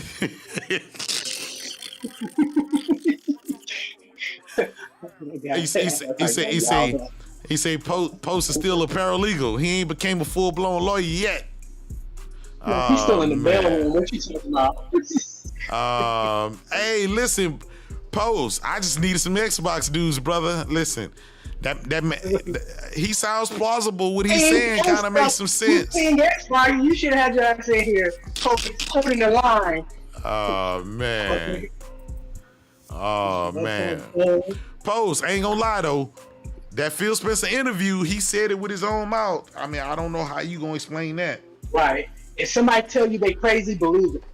It's hard to, I guess, dispute somebody's own words. You know what I'm saying? Right. We got the little hook on tape. Post Up said, "Don't listen to Phil Spencer's lying eyes." Shout out to my brother D Batch, man. Shout out to my brother D Batch. Buck is trying to get my brother Emmanuel in here. Yeah, I added him as a friend, so. Hey, he friends you, so check your DM or whatever. He gonna send you the link. My man Ryan Landis said, "Post Up think he's the Lincoln lawyer." Oh man, y'all stalled my brother out, man. Y'all stalled me. Hey, listen, this FTC case is my brother's claim to fame. I ain't finna let none of y'all take that from him, man. Give my brother his butter biscuits while he get it, while he deserves them. Post Up is an unpaid intern. Yeah. Listen, my brother Post got it from the mud. He got it from the mud. There it goes. There we go. We got my brother Emmanuel in here. I think I made it in. Yeah, you in here, brother. You in here. We hear you. Thank you for having me. Yeah, this y'all might not know him. This Emmanuel. He's my. No. He's Oh no, he British man apparently. Yeah. My brother. I thought that was Odie. That's not Odie. Nah, that's. Hey, listen. Not everybody that's from Africa or the UK, man. Somebody said on Twitter they thought he was a white man. Ah, man. Oh, man, that was hard. That was hard to hear. That was hard. Yeah. I'd rather be called an Xbots. Hey, this is my brother from 60 Frames No Lag podcast, my brother Porter Rock. So y'all welcome him. Let's get your thoughts on this, brother. What do you think? What are we talking about? Oh, you weren't listening, brother? Oh, okay. I was listening, but I just want to make sure I'm answering the right question. So Freddie Wayne, right? He says We're talking about after the deal. This whole week has been about after the deal. After the deal. He says after this deal is over, he said Microsoft is looking to get out of the console space. They're focusing on mobile and they're focusing on PC. That's where their focus is. This is why they've been treating the console like a redheaded stepchild. This is why they haven't really been producing any Xbox Series X's. This is why they decided to double down on the cheapest console, the Series S. So what are your thoughts on that, brother? I have so many thoughts on this. You know, I can walk you through my entire thoughts. Go ahead, brother. Number one. I think my perspective, because for people that don't know, I was born in Africa and I live in Australia now. And I've traveled in a few places around. So I think my perspective, what I bring to the table is that I'm not so America-centric. So number one, if they want to reach 2 billion gamers, they cannot do without a console. And I can tell you they're not happy about that. They wish they could not make a console and they would just, be third party, be on cloud and cell phones and dishwashers and, you know the thing. Yeah. But because other places around the world exist and those places need a low-cost way of entry and they do not have the infrastructure for the internet anytime soon, trust me, having been to Africa recently, that's not happening for the next 50 years. So that forces them to make a console, if that makes sense. So it forces them to put Game Pass on PlayStation, which is a console. But go ahead, I'll let you continue. No. The thing is, I truly do not believe that Sony would allow Game Pass on PlayStation. And they if would. They would. But only when there's no console. The only reason that Sony and Nintendo won't allow it now, because they're fighting for the fan base of the console, because they both make profits. Nintendo and Sony, they make money off of the console. So they want to sell you a console. That's their bread and butter. They're not going to allow someone else who's competing in the console space to put a service on their platform. once Microsoft bows out of the console space, no longer competes for that demographic. They will open it with arms open, because guess what? It costs them literally nothing to allow that on their platform to bring more gamers. So that means all of those gamers who would generally buy a Xbox console will now probably buy a PlayStation or a Nintendo console. So that makes sense. So I agree with Freddie Wayne from that logical standpoint. But here's another twist, J-Dub. They can license the technology to manufacturers and have manufacturers build Xbox devices. You know, That's all true. different sorts of manufacturers build Xbox. That's You true. know, It'll be like 3DO back in the day with Panasonic, Gold Star, and some of the other ones. Yeah. Yeah. Guys, before we get sidetracked, let me tell you quickly why you're wrong. Okay. The reason that Sony will not allow Game Pass on the console is that you will be offering a competitor's games day and date on your platform. And that's going to be very awkward, because if you go to a PlayStation customer and you say, hey, listen, this game from this publisher at this time, right? From this publisher, you can have day and date on PlayStation for this low cost per month. They are now going to go to PlayStation and say, hey, why can't I have your games as well for a low cost fee per month, even if I have to pay for another subscription? So that there is the issue. You see, PlayStation wants to position. That's not an issue, and the reason issue, the PlayStation reason controls their hardware and they curate what they want released and what they don't. Exactly. Sony, see, here's the thing about it. It's just like the Apple Store, right? They get to curate what's in there when it comes in, when it doesn't come in. But guess what? Ubisoft, when they put their games in there, their Ubisoft is on PlayStation, it's on Xboxes, everywhere else, right? They get to put any of their games they want in there whenever they feel like it, and it's still on Xbox platform. But do they put it day and date on PlayStation? Yes. It comes into the service, right? So it's a service, right? Like Ubi. Yeah, listen, no, Ubisoft Plus. Ubisoft Plus, just like EA's things, right? Day and date, it comes in their service. So because it's not really a competition, they're not competing, right? Because Microsoft will be a third-party publisher. So therefore, it would be just like EA, it would be just like Ubisoft, it would be just like any other person, right? So you're not competing, right? Because Microsoft no longer will be in the hardware space. So Sony will pick up the Xbox fan base, will buy a PlayStation. They will be in that ecosystem, and then that Game Pass will just be an added value. All right, listen, just quickly, before Go we ahead. keep going with this. I have the Australian store, and I know that works differently. But on my side of the world, EA Play does not give you the subscription tier or whatever that allows games day and date on PlayStation. Does that happen in America? It does. Like, you get to play the games like extra 3 days early or something like that. Like Madden, you get to play Madden, you get to play FIFA, all of that, like 3 days early. Yes.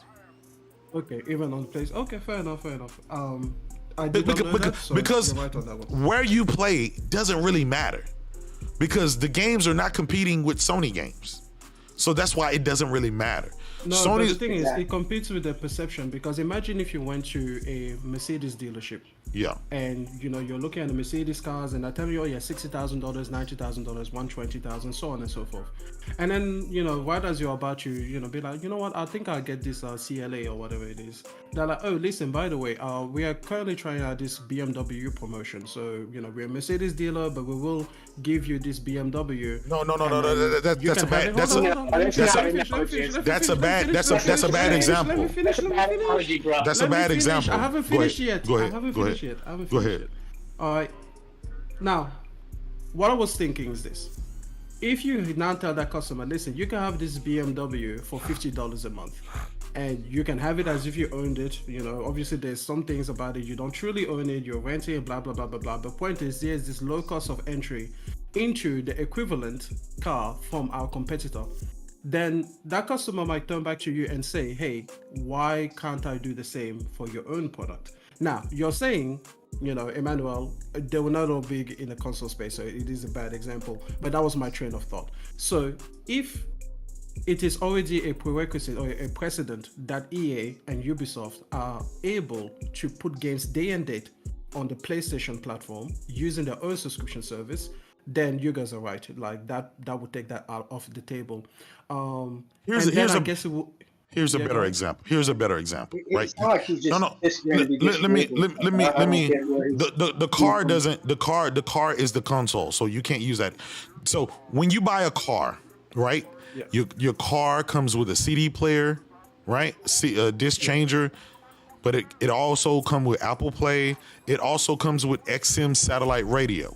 So that would be a better scenario. So I buy a Mercedes, right? And it comes with 1 year of XM radio. But then when I take my phone and plug into the car, I still have my Apple Play. So I get to subscribe to Apple Music. So I would say, well, listen, I have a Mercedes. Apple. Yes, Android. I have an Apple. I bought a Mercedes. I have Apple Play already. Why do I have to sign up for XM Radio? And they can say, well, you know what? You can listen to your Apple Radio, no problem. You don't have to subscribe to XM Radio. But if you want to subscribe to XM Radio because they have a lot of comic channels, they have a lot of music channels, a lot of talk shows, ESPN and everything else that Apple doesn't have, you can take advantage of that too. And so as a car owner, I'm like, oh, okay, so it's more. It's not just Apple Music is competing with Mercedes. It's just, no, this is Apple Music if I want, or if I want to subscribe to XM Radio, that's something. And then I'll still have the free HD radio that's there, that's built into the car as well. That's the better example, because we're not comparing cars, we're comparing the features of the cars or the services of the cars. That's a better argument for you to make. Now listen, I just want to really make sure, just one last time, that you can access Ubisoft games and like EA Play games on their subscription service through your PlayStation day and date. Because all the information, I'm finding, I got all of those services on PC. I got all of those on PC. The back catalog, okay, which is the classics, which is perfectly fine because that is the equivalent of PlayStation Plus. Yes, they only offer that on PC, and it's like over $100 a year or some that's shit. My Yeah. point. Yeah. Because you cannot have you only subscription get the service classic. that is better than your own on your own platform, which is why they will not allow Game Pass. No. That's my entire argument. But that's not the reason why. You're forgetting. Or that's not a good enough reason why. You're forgetting this curation. He just told you that even though there's that service exists on PC and console, it's not the same. So Sony can still say that is my point. But here's the thing: Sony can still say, Microsoft, you can bring your Game Pass to our system, but guess what? All those games that you like to make day and date, you can't do that with our system on certain games. Okay, only good. this game will let you out do day and date. They can curate. That's completely different then, because then that will be Sony forcing Game Pass to essentially act the way that they treat PlayStation Plus, which is completely different from what Game Pass really is. The main draw of Game Pass. Microsoft is going to get to a point where there's no more third party. It's going to be just them. That's what they're trying to do. Well, not only that, right? Let's say this Call of Duty, but right? the problem is he's assuming that all games are equal. They're not. The reason why PlayStation fanboys are so pro PlayStation is because they tell you that PlayStation has these high quality, episodic, cinematic, whatever you want to call it, yes, the brilliant goaties. games. The goaties. They're not equivalent to Microsoft games. So there wouldn't be a problem with Game Pass being in their system day and date. Well, that is true. Xbox don't make the quality. Reword what I'm trying to say without letting me say it fully. So let me say this, okay? We're going back to the question of, will Xbox keep making a console? My argument is this: other parts of the world rely on having something akin to a console, even a Series S, and predominantly in order to have a low cost of entry. So with that in mind, what you're going to end up with is Microsoft has to be forced to create a console. We can argue about whether Sony would allow which version of Game Pass, or exactly as it is, or however but I feel like that just makes the argument more complicated, because honestly I haven't run those scenarios. So for one moment, let's just assume that I'm right, and Sony will make it difficult. No, we don't to assume implement that you're Game right, Pass you're in not. a way. hold on, in a way that Microsoft would like, okay? Because they want concessions that they want to, like you said, they want to curate, they want to control, they want to be able to say this game yes, that game no, and blah blah blah. That's not really something that Microsoft as a company would like. They would like to be able to put whatever they want on. So let's just leave that there. It's not the only reason that I would say that they still have to make a console. The other reason that I think that they still have to make the console is simply that is still going to be the biggest way to create brand identity. Because Microsoft, even if they go third party, they will want to have a cachet as a third party publisher that says, hey, when a Microsoft logo, or sorry, well, yeah, it will be a Microsoft logo, or would they use the Xbox logo? It doesn't matter. When a Microsoft studio publishes something, you know, that this is a big deal. And again, in order to gain mindshare, you need to have that hardware present. That is the big reason that have you not? You're the person that Phil Spencer hates. Have you not? He hates fanboys like you because you're dedicated to a hardware piece. And I'm telling you that Microsoft is trying to get away from a hardware. That's the whole point of what Phil Spencer is doing. That's his whole game plan. This whole mastermind game. Listen, Emmanuel, have you not? The reality is, Emmanuel, have you not? Hold on, please. Just one second. If you are not PlayStation already and Nintendo already, in other parts of the world, Xbox has no mindshare, like zero. So exactly. Again, you cannot build mindshare with just software alone. Do you know why PlayStation sells more? Because they're in twice the amount of markets. That's why. That's not true. There's too much software out here that I love, and there's no hardware associated with it. I love Capcom. PlayStation is in twice the amount of market. But we're talking about things that can be published everywhere, right? You're talking about publishers that have been here for ages. He wasn't listening to the show. You know, so the thing is, when you take a look at something like Google Stadia, why did they come up with their own controller? Because they need something that people recognize as this belongs to that brand. No, that's not why. The Google Stadia. They needed a controller. That's why they made it. A controller. They could have made their system work with like every other PC standard controller, all partnered with another already established controller maker, like a Razer. They make controllers. They could have partnered with Logitech to make a controller. But the point is, if you're trying to build a brand, wait a minute, is Google Stadia still in existence? Google Stadia is because it felt that the thing that I'm telling you is important, which is the hardware. That's not why it failed. It failed because it didn't have a good business model. It had nothing to do with hardware. I mean, your argument is hardware. Business model as well. So it's not the only. Yeah, they failed at the business model. But anyway, getting back to what we were talking about. We were talking about why Xbots was trying to phase out and why they were on a track to phase out the hardware because they're losing money on it. Then they're going to keep making hardware and lose $100 on the S and $200 on the Series X because someone thinks that it's a good idea for them to have hardware. Trust me, they're not going to do that because businesses don't operate like that. They trying to make profit. They're not just trying to, blow money just for the sake of blowing money. We agree that Xbox would like to not make a console anymore. My entire point. No, don't sound like you're agreeing. You're trying to say why they have to have a console. Yes, I'm telling you, if you let me finish. They have to have a console simply because they can put their software in other consoles, in other devices. Sure. The hardware is the key, and you've already made the point that the hardware is the entry way for people to get access to the software.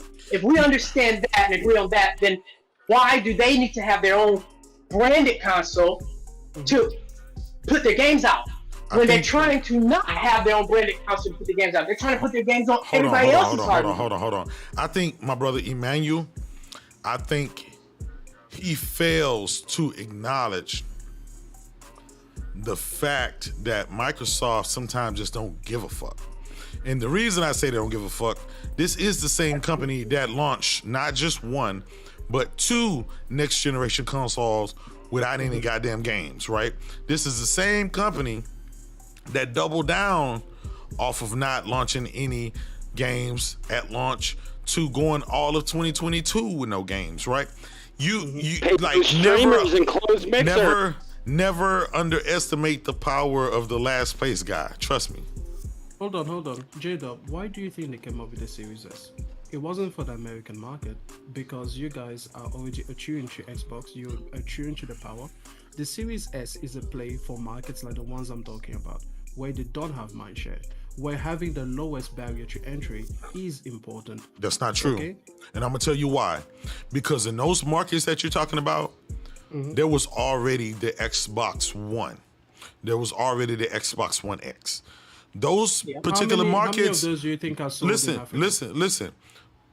I guarantee you right now, there's more Xbox One consoles than there are Xbox Series. And the reason I know that is because there's only 28 million Xbox Series in the wild. And the majority of those are in the United States. And the fact that the Xbox Game Pass, the number one service that they're pushing, there's about, I take that back. There wasn't 28 million. There's 21 million Xbox Series consoles. There's 28 million Game Pass subscribers, whereas 15 of those 28 million Game Pass subscribers are on PC. So majority of Game Pass subscribers are on PC, meaning that Microsoft has captured more PC than consoles. So that means there's way more Xbox One gamers out there than there are Xbox Series. And that doesn't matter if you're in Africa, Timbuktu, India, wherever. That's just what it is. Just the sheer numbers that Microsoft hadn't even produced enough Xbox Series or Xbox Series X to go around. With all due respect. And here's the sad part: the Series S is only digital. Hold on. So you're getting software content. That's true. I just want to know. When was the last time you guys went to Africa? I went about a month ago. Good. About a month ago. When was the last time that you went into a store over there and then you saw an Xbox One? I'm gonna be honest. The whole time, every time I ever went over to Africa, right? I've never seen an Xbox. Okay, that's good. Now, listen. Living in that reality, okay, because when I go over there, I have family there, I have cousins there, I have people that I talk to there, and I talk to about gaming, okay? The PlayStation 5, okay, costs about 3 to 4 times as much as it does over here in the West or in the Western world, you know. So that is a high cost, right? Gaming PCs are far more unattainable than that, because having PCs, yes, of course they have PCs, but gaming specific PCs, getting parts for gaming PCs, that is again a far more, you know, higher cost. Because you just imagine if the PlayStation costs 3 times as much, then those graphics cards that you love and that you would like to have in your gaming PCs, they will also cost substantially more. You just proved Freddie Wayne's point, though. You just proved Freddie Wayne's point, because majority of the people in Africa has mobile. Right, which is more easily attainable because of the need of having one.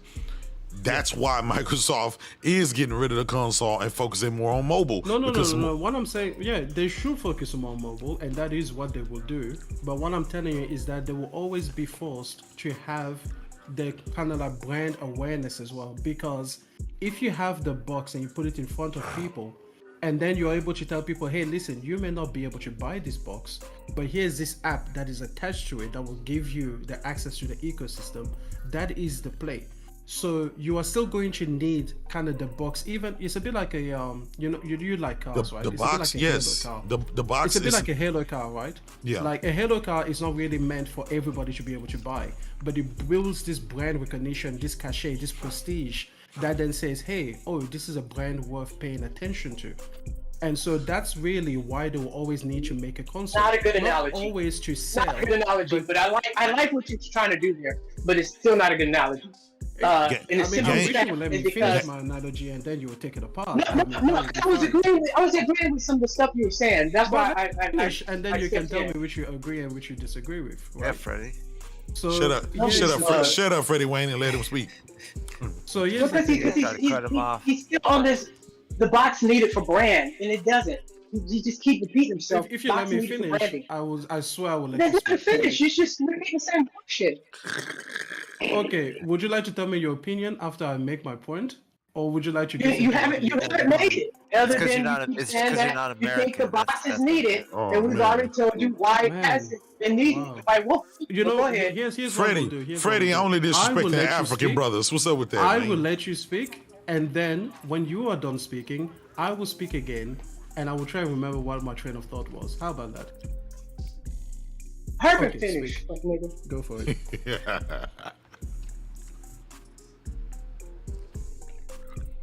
No, I mean, go ahead, speak. I'll wait. I thought you had this big point you had to make, you fucking moron. Are you done?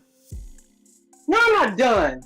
Make your point if you think you got a point to make. Because right now you're being smug and you keep repeating yourself. Oh, so I'm speaking now. Oh, we had to boot Freddie Wayne, man. He was being disrespectful to the guests. He in that room. We had to boot his ass up out of here. You never disrespect the guests. Go ahead. This is the J-Dub show. Thank you, sir. Thank you. Go ahead, brother. You got the flow. So listen.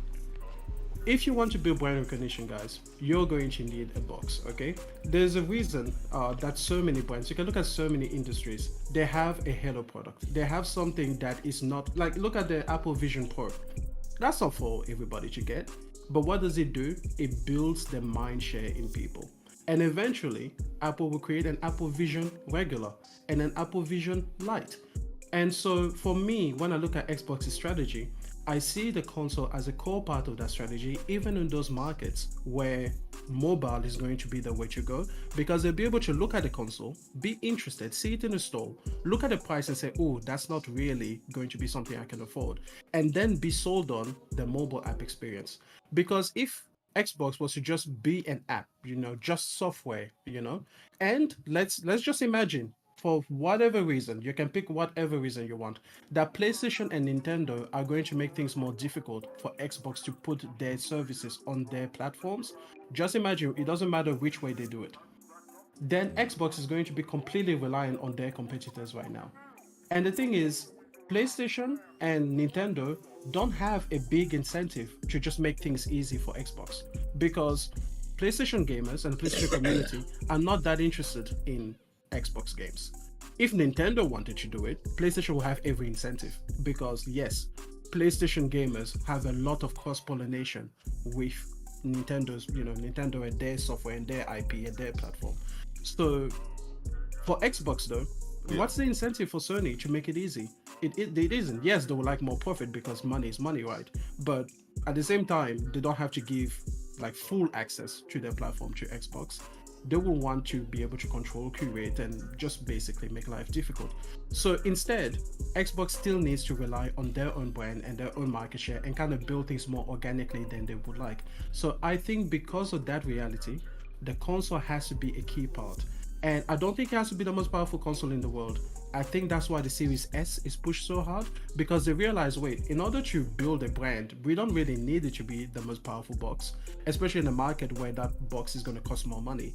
We just need it to be a product that seems appealing. It's got clean lines, it's simple, it does the job, and now, as soon as we have that, we can say to people, oh, listen, mobile, you can also access all of this on your dishwasher, on your washing machine. You can access all of this on your TV. You can access all of this on your non-gaming PC, because we use the power of the cloud and everything. So, but the reason that I keep saying that, listen, that's not going to work all over the world, is because the internet infrastructure isn't there all over the world. When I was in Africa, boy, I don't know what connection you have, J-Dub, but I was not getting the best internet. Like, I could barely do a video call. You know what I mean? So the idea that you're just going to get on mobile and then stream your Xbox games, from Cameroon, that's not going to work. You still need, a box there that is going to be that thing that people can aspire to. So this is what I mean by... Can I ask you this one thing? Go ahead. Yeah. I agree with you. For two, I kick Freddie Wayne, because you never interrupt and talk shit to the brother from the motherland, man. Not around here. You know what I'm saying? And then number three, I would agree with you wholeheartedly. The only downside is, even right now, right in 2023, if you own an Xbox console, you have to be online. You have to have decent internet. That's just a requirement, and that's with a box. Yeah. Let alone without a box, just with a box. So I agree with you there. But I still fall back on for one, I think Africa is still a small market for them, so they wouldn't. It is still a small market. It's just like Brazil is big potential. huge potential, right? Yeah. But the limiting factor with Africa, with South America, and various places around the world is, even here in the United States, it's still handicapped based on your connection, right? Yeah.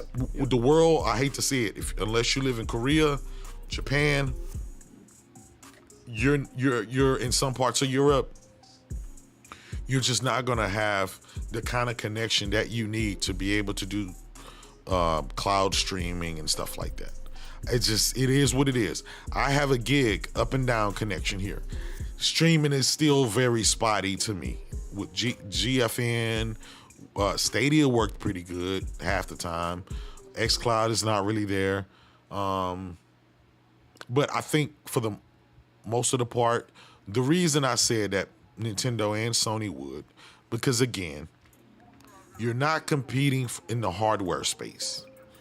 If Microsoft got out of the hardware space, Microsoft and Sony and Nintendo would no longer consider Microsoft a competitor because they're not fighting for the same targeted audience. And if I sell apples, you sell bananas, right, at a fruit stand, we're still competing. We want people to come to our stand and buy our fruits. If you said, hey, I'm no longer going to sell bananas, but I'm going to sell iPhones, guess what? I wouldn't mind selling some of your iPhones at my stand. You know why? Because your stand will no longer take any of my customers. So I have no problem. We can go into business together. I can take a percentage of however many phones I sell. We can do a partner deal like that. But if we're selling fruit, right? I want my customers to come to my fruit stand, not yours. Yeah. That's how I look at it. But just from that standpoint. Imagine if at my stand, you get to sell your iPhone for $1, and I'm selling my apples for $5. People will be like, wait a second. How come I get a great deal on your competitors or your ex-competitors' product? Doesn't really matter. How come I get a great deal on someone else's product other than yourself, but on your products, I have to pay full price? You know why? You get what I mean? No, well, yeah, let me tell you why. Because some people just want fruit. If my wife sends me to the store to buy some strawberries, some bananas, some pears, some peaches, some plums, some pineapples, do you think my wife is gonna care if I come home with some cheap phones? No, she's gonna say, where the hell is my fruit? Yes, honey. But hold on. She's gonna say, yes, honey. She's gonna say, yes, honey. I want my fruit. I know you got a good deal on these phones, but what the fuck does those phones have to do with my fruit? I still want fruit. Yeah, but J-Dub, in this case, you have made it so that you have a edible versus a hardware thing. But the thing is, games are games. So I just think that PlayStation would think twice about putting a competitor's games, ex-competitor, whatever, on their platform at a much better deal than they earn, because eventually the player base will rightfully so turn to them and say, hey, if I can have Halo 7 for $10 a month for your console, how come I can't have Horizon 3 for a similar deal? That's easy. Shout out to Patrick. Thank you for subscribing to the channel. Thank you for coming by. I appreciate you, brother. That's easy, right?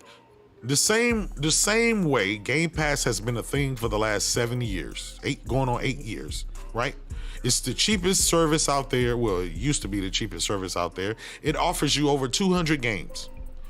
Why are more people subscribed to Sony's service, or why do more people, like for example, right now Xbox has the cheapest console. Why do people go and buy a PlayStation 5 more than the Xbox, the cheaper consoles, right? It's because not all games are the same, right? The type of quality that games that Microsoft put together are not the same as with Sony. And gamers are smart. They know what a GOTY is. They know what a banger is versus some shit that's thrown in a cheap service. Yep. So my whole thing is, you have 3 billion people on PC. You have another 600 million people in the console space. Why aren't these 3.6 million or 3 3,600,000,000 people flocking to the Game Pass and to the cheaper console. Because that's not where they want to play. Those are not the games that they want. They want the God of Wars. They want the Last of Us. They want the Spider-Mans. They want the other stuff, right? Clearly, last generation, there was 130 to 140 million people that decided that PlayStation is where they wanted to be, not Xbox. We've been seeing this over and over throughout the generations since the beginning of time. There's some place where people want to be. Yeah. Nintendo has not always had the cheapest platform. They have not always had the most powerful console. But guess what? They have great games, and that's where the people flock. Yeah. You know, and Microsoft has tried over the last 24 years to deliver those type of games. They can't do it. It's not in them. It's not in their DNA. They don't have the management talent. They don't have the physical talent. They don't have the willpower to do that, right? So their goal is to try to go out and the testicular fortitude, right? So their goal is, well, if we go out and buy a bunch of shit, let's see can we get this shit popping. But even if we don't get it popping, we still got the mobile space. We'll go to the mobile space in the cloud, in the PC, and we'll just stick there. The console, they lose $100 to $200 on each console anyway. So think about it. They've been third place for the last 24 years. So that's not where they want to be. So clearly, they want to get out of there.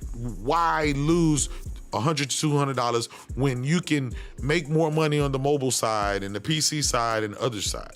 So that's the logic. I don't know if console is going away, if Xbox console is going away, but that was the logic that Freddie Wayne threw out there. That's the logic that I see fit. Now I get it. You talk about brand loyalty and stuff like that. Microsoft has a very small ecosystem, right? A very small fan base. They at peak, there were 80, almost 90 million people. At the lowest, last generation, they peaked out around 45 million, right? Half of what they were as the previous generation. And this generation is going to be even less. Even though they're opening the doors for PC and TVs and mobile phones and tablets and all of this stuff, even less people want the shit now. You know why? Because they lost their identity. They lost their fight.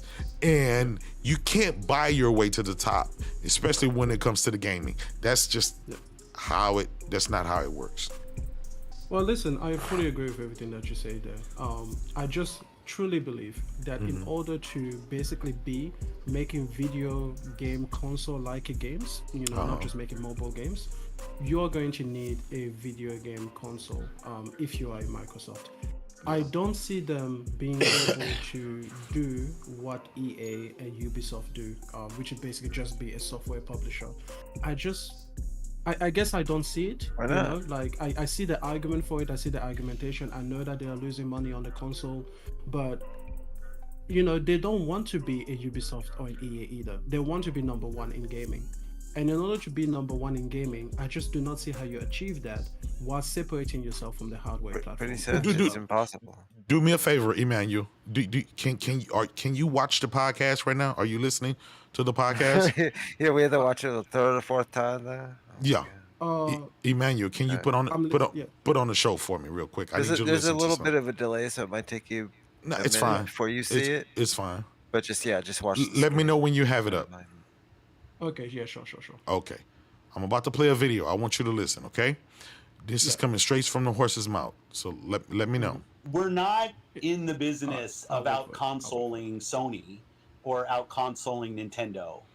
There isn't really a great solution or win for us. And I know that will upset a ton of people, but it's just the truth of the matter is that when you're third place in the console marketplace and the top two players are as strong as they are and have, in certain cases, very, very discrete focus on doing deals and other things that will, that kind of make being Xbox hard for us as a team. That's on us, not on anybody else.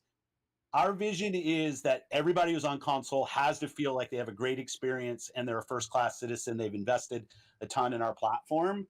But we are not in a position, and I see it out there. I see commentary that if you just build great games, everything would turn around. It's just not true that if we go off and build great games, all of a sudden you're going to see console share shift in some dramatic way. We're not.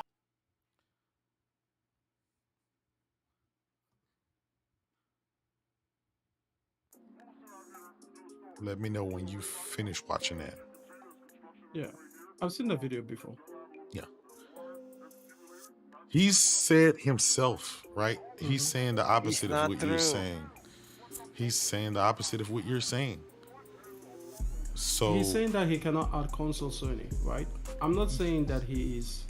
He's not content. He's not content with just being last place forever. They've been in last place for 4 years. They've tried everything. They just can't beat Nintendo and Sony. So they're going to do what Nintendo did, right? Which was find their own lane and stay in that lane. Nintendo realized that they didn't have the, like Buck said, the testicular fortitude to fight for the high-end peak of gaming, right? The HD and the 4K and all the power, right? So they found another avenue to fit in where they fit nice and tight, and they thrive there, like a right? Vagina. Yes, and they thrive there, right? He's saying they found another avenue, another place where they can fit in and they can be successful in without having to be in last place in the joke in the butt of gaming. And I think that is mobile and cloud. I think that's where their focus is, and it may take them 5-10 years to get there, but he's telling you that the console way is not, there's no win for them there. So why be in a place where there's just no win for you? I get it. I think the Xbox identity hasn't been the Xbox identity for a long time now. I don't know if you realize, right? Xbox lost its identity in the Xbox One era. It lost its identity, and it never recovered it, and it never will be able to. Listen, J-Dub, we don't disagree on that front at all. The point is for me, if you want to be number one, he doesn't want to be last place, he doesn't want to be second either, right? You're not making $70 billion moves in order to settle in behind PlayStation. My only point of difference with you guys is that I don't think you can achieve first place without a console. That's it. I think no matter how much you begrudge it, no matter how much you wish you did not want to do it, you just need it. It's just a part of it's just the cost of operating in that kind of top player sphere, that you just need a console in order to be relevant in that way, because I do not know of anyone else that brings in the kind of revenues that PlayStation and Nintendo and Apple bring without hardware of their own, because Apple, Google, Google has hardware, but I guess that's not really the point with them. But the point is Apple, which makes the most money in gaming, has their own specific hardware. So I just think that hardware will always be a part of what you have to do if you are aiming to be one of the top dogs. If you just want to be like a Ubisoft or an EA and you want to settle down kind of behind those big platform holders, then that's fine. And if that's where Microsoft wants to go, if they just want to leave the idea of being top 3 in gaming and they're just happy to be on the Ubisoft, on the EA level, where they're just third-party publishers, and I think that that's where they'll have to be comfortable there, and maybe they could be the biggest player there. But if you want to be nah, I want to be the number one in gaming completely, and especially if they're going to go into mobile, right? Because then they'll be competing directly with Apple in terms of being number one in gaming. I just think they need hardware of their own that they can fully control. They have something though that Apple doesn't have. They have things that Apple doesn't have, and I think that's Windows. why. I think I think that's why you're not understanding. Microsoft has its own data centers, right? It has Azure Cloud, its own infrastructure. Apple has to lease out cloud space and stuff.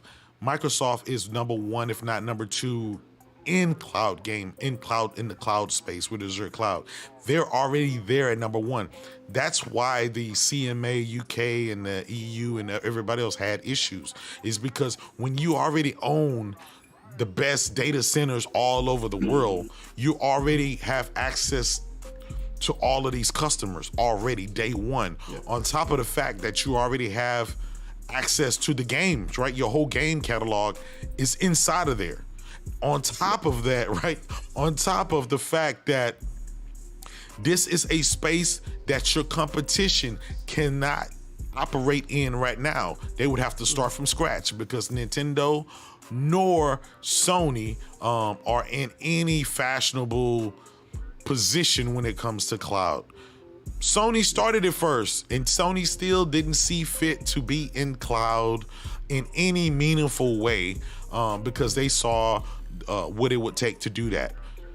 When you got Amazon getting into gaming, when you have Microsoft that already owns all the clouds everywhere, that is something that Apple can't compete with, Sony can't compete with, Nintendo can't compete with. So Microsoft may be willing to cut a loss, right? Because that console, the console gamer is very small to them. It really is. And I proved it by showing the article earlier saying that there are more PC Game Pass subscribers than there are console, Xbox console. So if you have more people on PC, you can fill in the rest of that gap from the console with the mobile space, right? So let's say your wife, she likes playing Candy Crush, right? Well, now Apple owns Candy Crush. Now it's in a service that allow her to play the latest Candy Crush and all those latest mobile games, just like you would if you would subscribe to Apple's thing, right? So I see Microsoft's vision, right? And I don't want it to be. I want the console to be there, but I realize Phil and others in Satya, that's not where they want to be, and they said it with their own mouths. So who am I to fight that? Let me just address this. Number one, Amazon Web Services, I'm pretty sure is bigger than Azure in the cloud space in terms of They are. They're like number one or number two or something. Yeah, like that number one, number two. Yeah, but that's better than being zero, right? Everybody else is zero. Microsoft is like number three. The only thing again is that you have to define when you're talking about Xbox going into mobile. We have to understand whether that is going to be taking console-like experiences to mobile phones, or whether that is just going to go deep into the king route and just be a mobile game publisher, which is we're making these games from the ground up to just be mobile and provide mobile-like experiences, right? Because those are very different gamers, Yes. Like Porterwork has always said they're doing this, both. They're doing both. They're getting into the mobile space with the King, and then they're going to become a third-party publisher. Right now, after this ABK deal, they literally have the biggest games in the world, the highest grossing games in the world. They can put those games everywhere. They own the mobile side of that, right? Think about it. Call of Duty Mobile, it's huge. Regular Call of Duty is huge. Overwatch, whether you like it or not, is huge. All of those games are huge. It's just, now I'm not saying that people that play Candy Crush will play Starfield or will play COD, but what I'm saying is they're in both spaces now. They have, if you want to play on PC or you want to play on the cloud, you want to play on your Samsung TV, grab your Xbox controller, play your Call of Duty, play your Overwatch. If you want to play Candy Crush, if you want to play Licky Loo, whip out your iPhone or your Android and have your wife doing that. So we'll have I thought you just be post up and put it on Twitter. I know, right? Lulu, Licky Loo. Exactly. So okay, cool. That's just an app.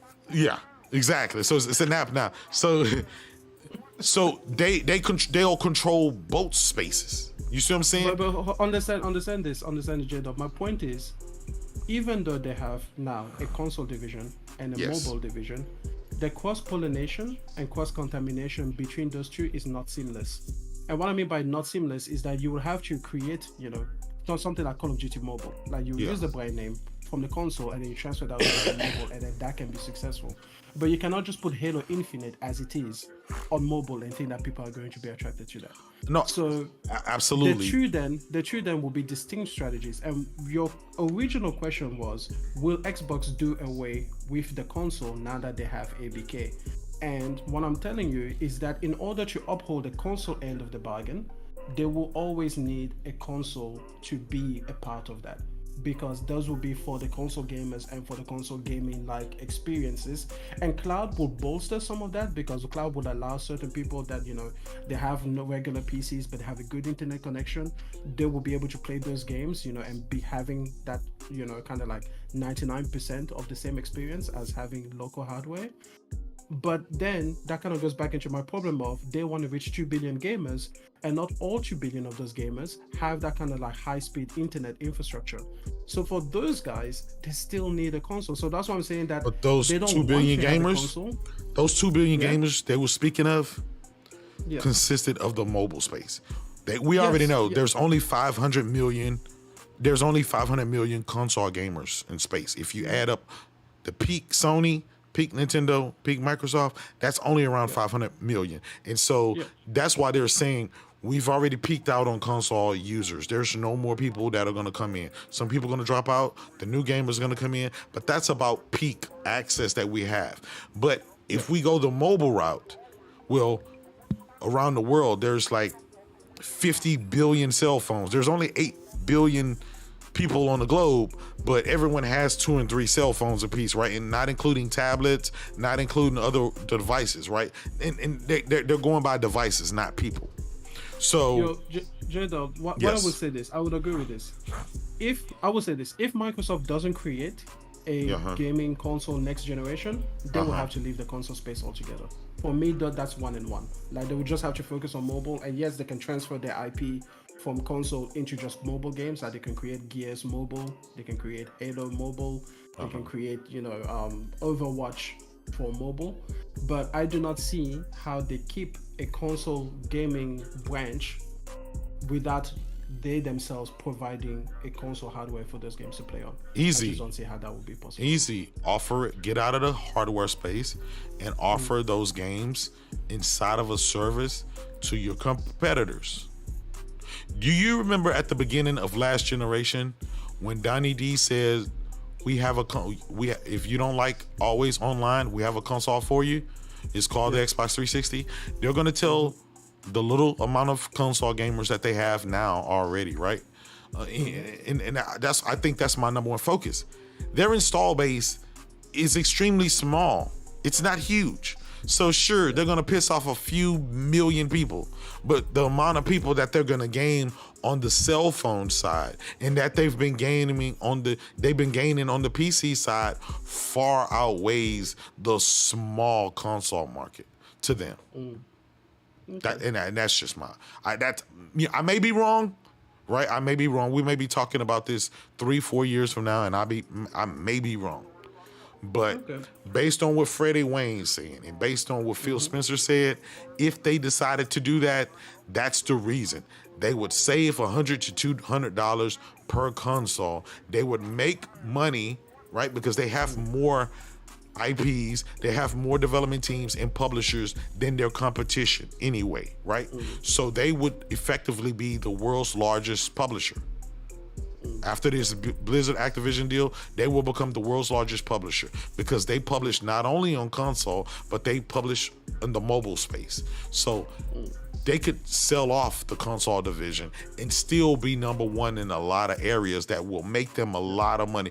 Have you not noticed that they've still been making profits in revenue without releasing games for all of 2022?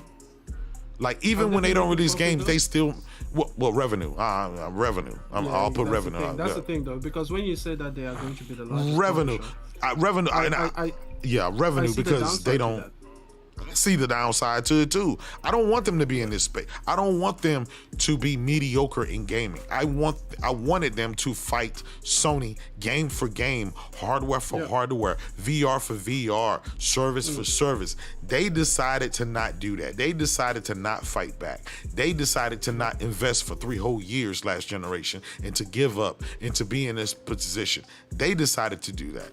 And so it's not my fault as a gamer, but I do see exactly, listen, I see where this shit is going. I'm not a fool. I see it with my own eyes. It doesn't take a genius to show me that, hey, these motherfuckers they got their exit plan. They 1 + 1 will equal 2 every day of the week, whether I like it or not. Yeah, listen, Jado. Like I said, I think at this point I've made my point. I don't want to keep Oh, you repeating have myself. absolutely, of course. But I think we'll have to see, next generation, 2028, Yeah, 2029, whether or not they come up with a new console hardware. yeah. At this point in time, I think they will.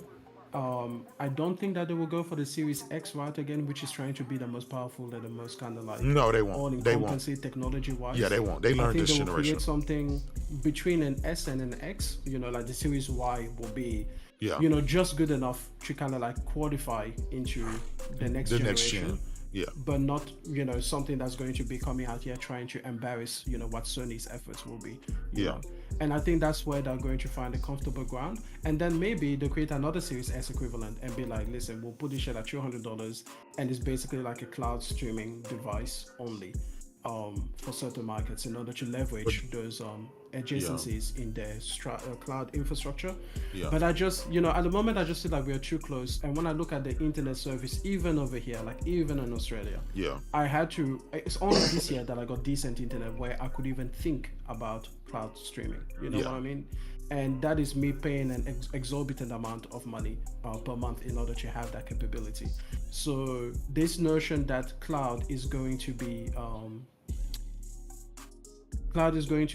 the thing that helps them in the next 5 to 10 years, to kind of like replace or surmount the downside of getting rid of the console and letting go of all of those customers. Yeah. I just don't see that happening. But like I said, at this point, I've made my point. You believe one thing, I believe one thing. Freddie Wayne keeps talking and trying to interrupt me, even from the chat. So, it is what it is. You should bring him back. I'm sure now that I've finished making my point, he can make his, and we can just agree to disagree or whatever it is. I hear you, man. Anyway, man, I thank you for coming by, man. It's always good chopping it up with you, especially over there on Porter Rocks Podcast. Thank you for checking me out. I'm about to get out of here, man. We've been streaming for almost 4 hours, man. We've been doing this marathon. I got one eye open. Yeah. Yeah, my man Buck back there sleeping, taking his cat nap with a blunt on his ear and one in his mouth. Yeah. We had fun today. It was a great show. Again, guys, don't forget to pray for my brother Rome, and also pray for my brother Next Gen 720. And anybody else that you guys know that's going through it, let us know, man, and we'll pray for them. Keep them in our prayers and our thoughts and stuff like that. Anyway, if you guys don't have anything else to say, man, I'm gonna go ahead and shut it down. Oh man, listen, it was a pleasure being here. Thank you for having me, and hopefully we get to do this again. Definitely, brother. Definitely. Well, I appreciate you. Again, you're always welcome. Freddie Wayne, we'll see you next time, brother. You can't talk about a brother from the motherland. You can't talk about the motherland, man. You got to get out of here. Not the motherland. But he heard your point. I was on your side. I do believe what you're saying. Phil said what he said. He didn't stutter. It seems like that's the way everything's going. Everybody in the chat, thank you guys for coming rocking out with me, man. We picked out, I think, maybe about 100 viewers in here at one time. We've been going for about 4 hours. It's been a great stream. I'm still under the weather, trying to get a little bit better, but we're gonna keep rocking. We're gonna keep making it do what it do. Anyway, thank you guys for rocking out with us. Buck, as usual, thank you, my brother, for giving your insight. Heath and Stevens came through. My brother Manhattan came through. All of the broadband bullies that came through. My brother Post Up fell through too. Salute to you, brother. Anyway, you guys have a great evening. I'll talk to you later.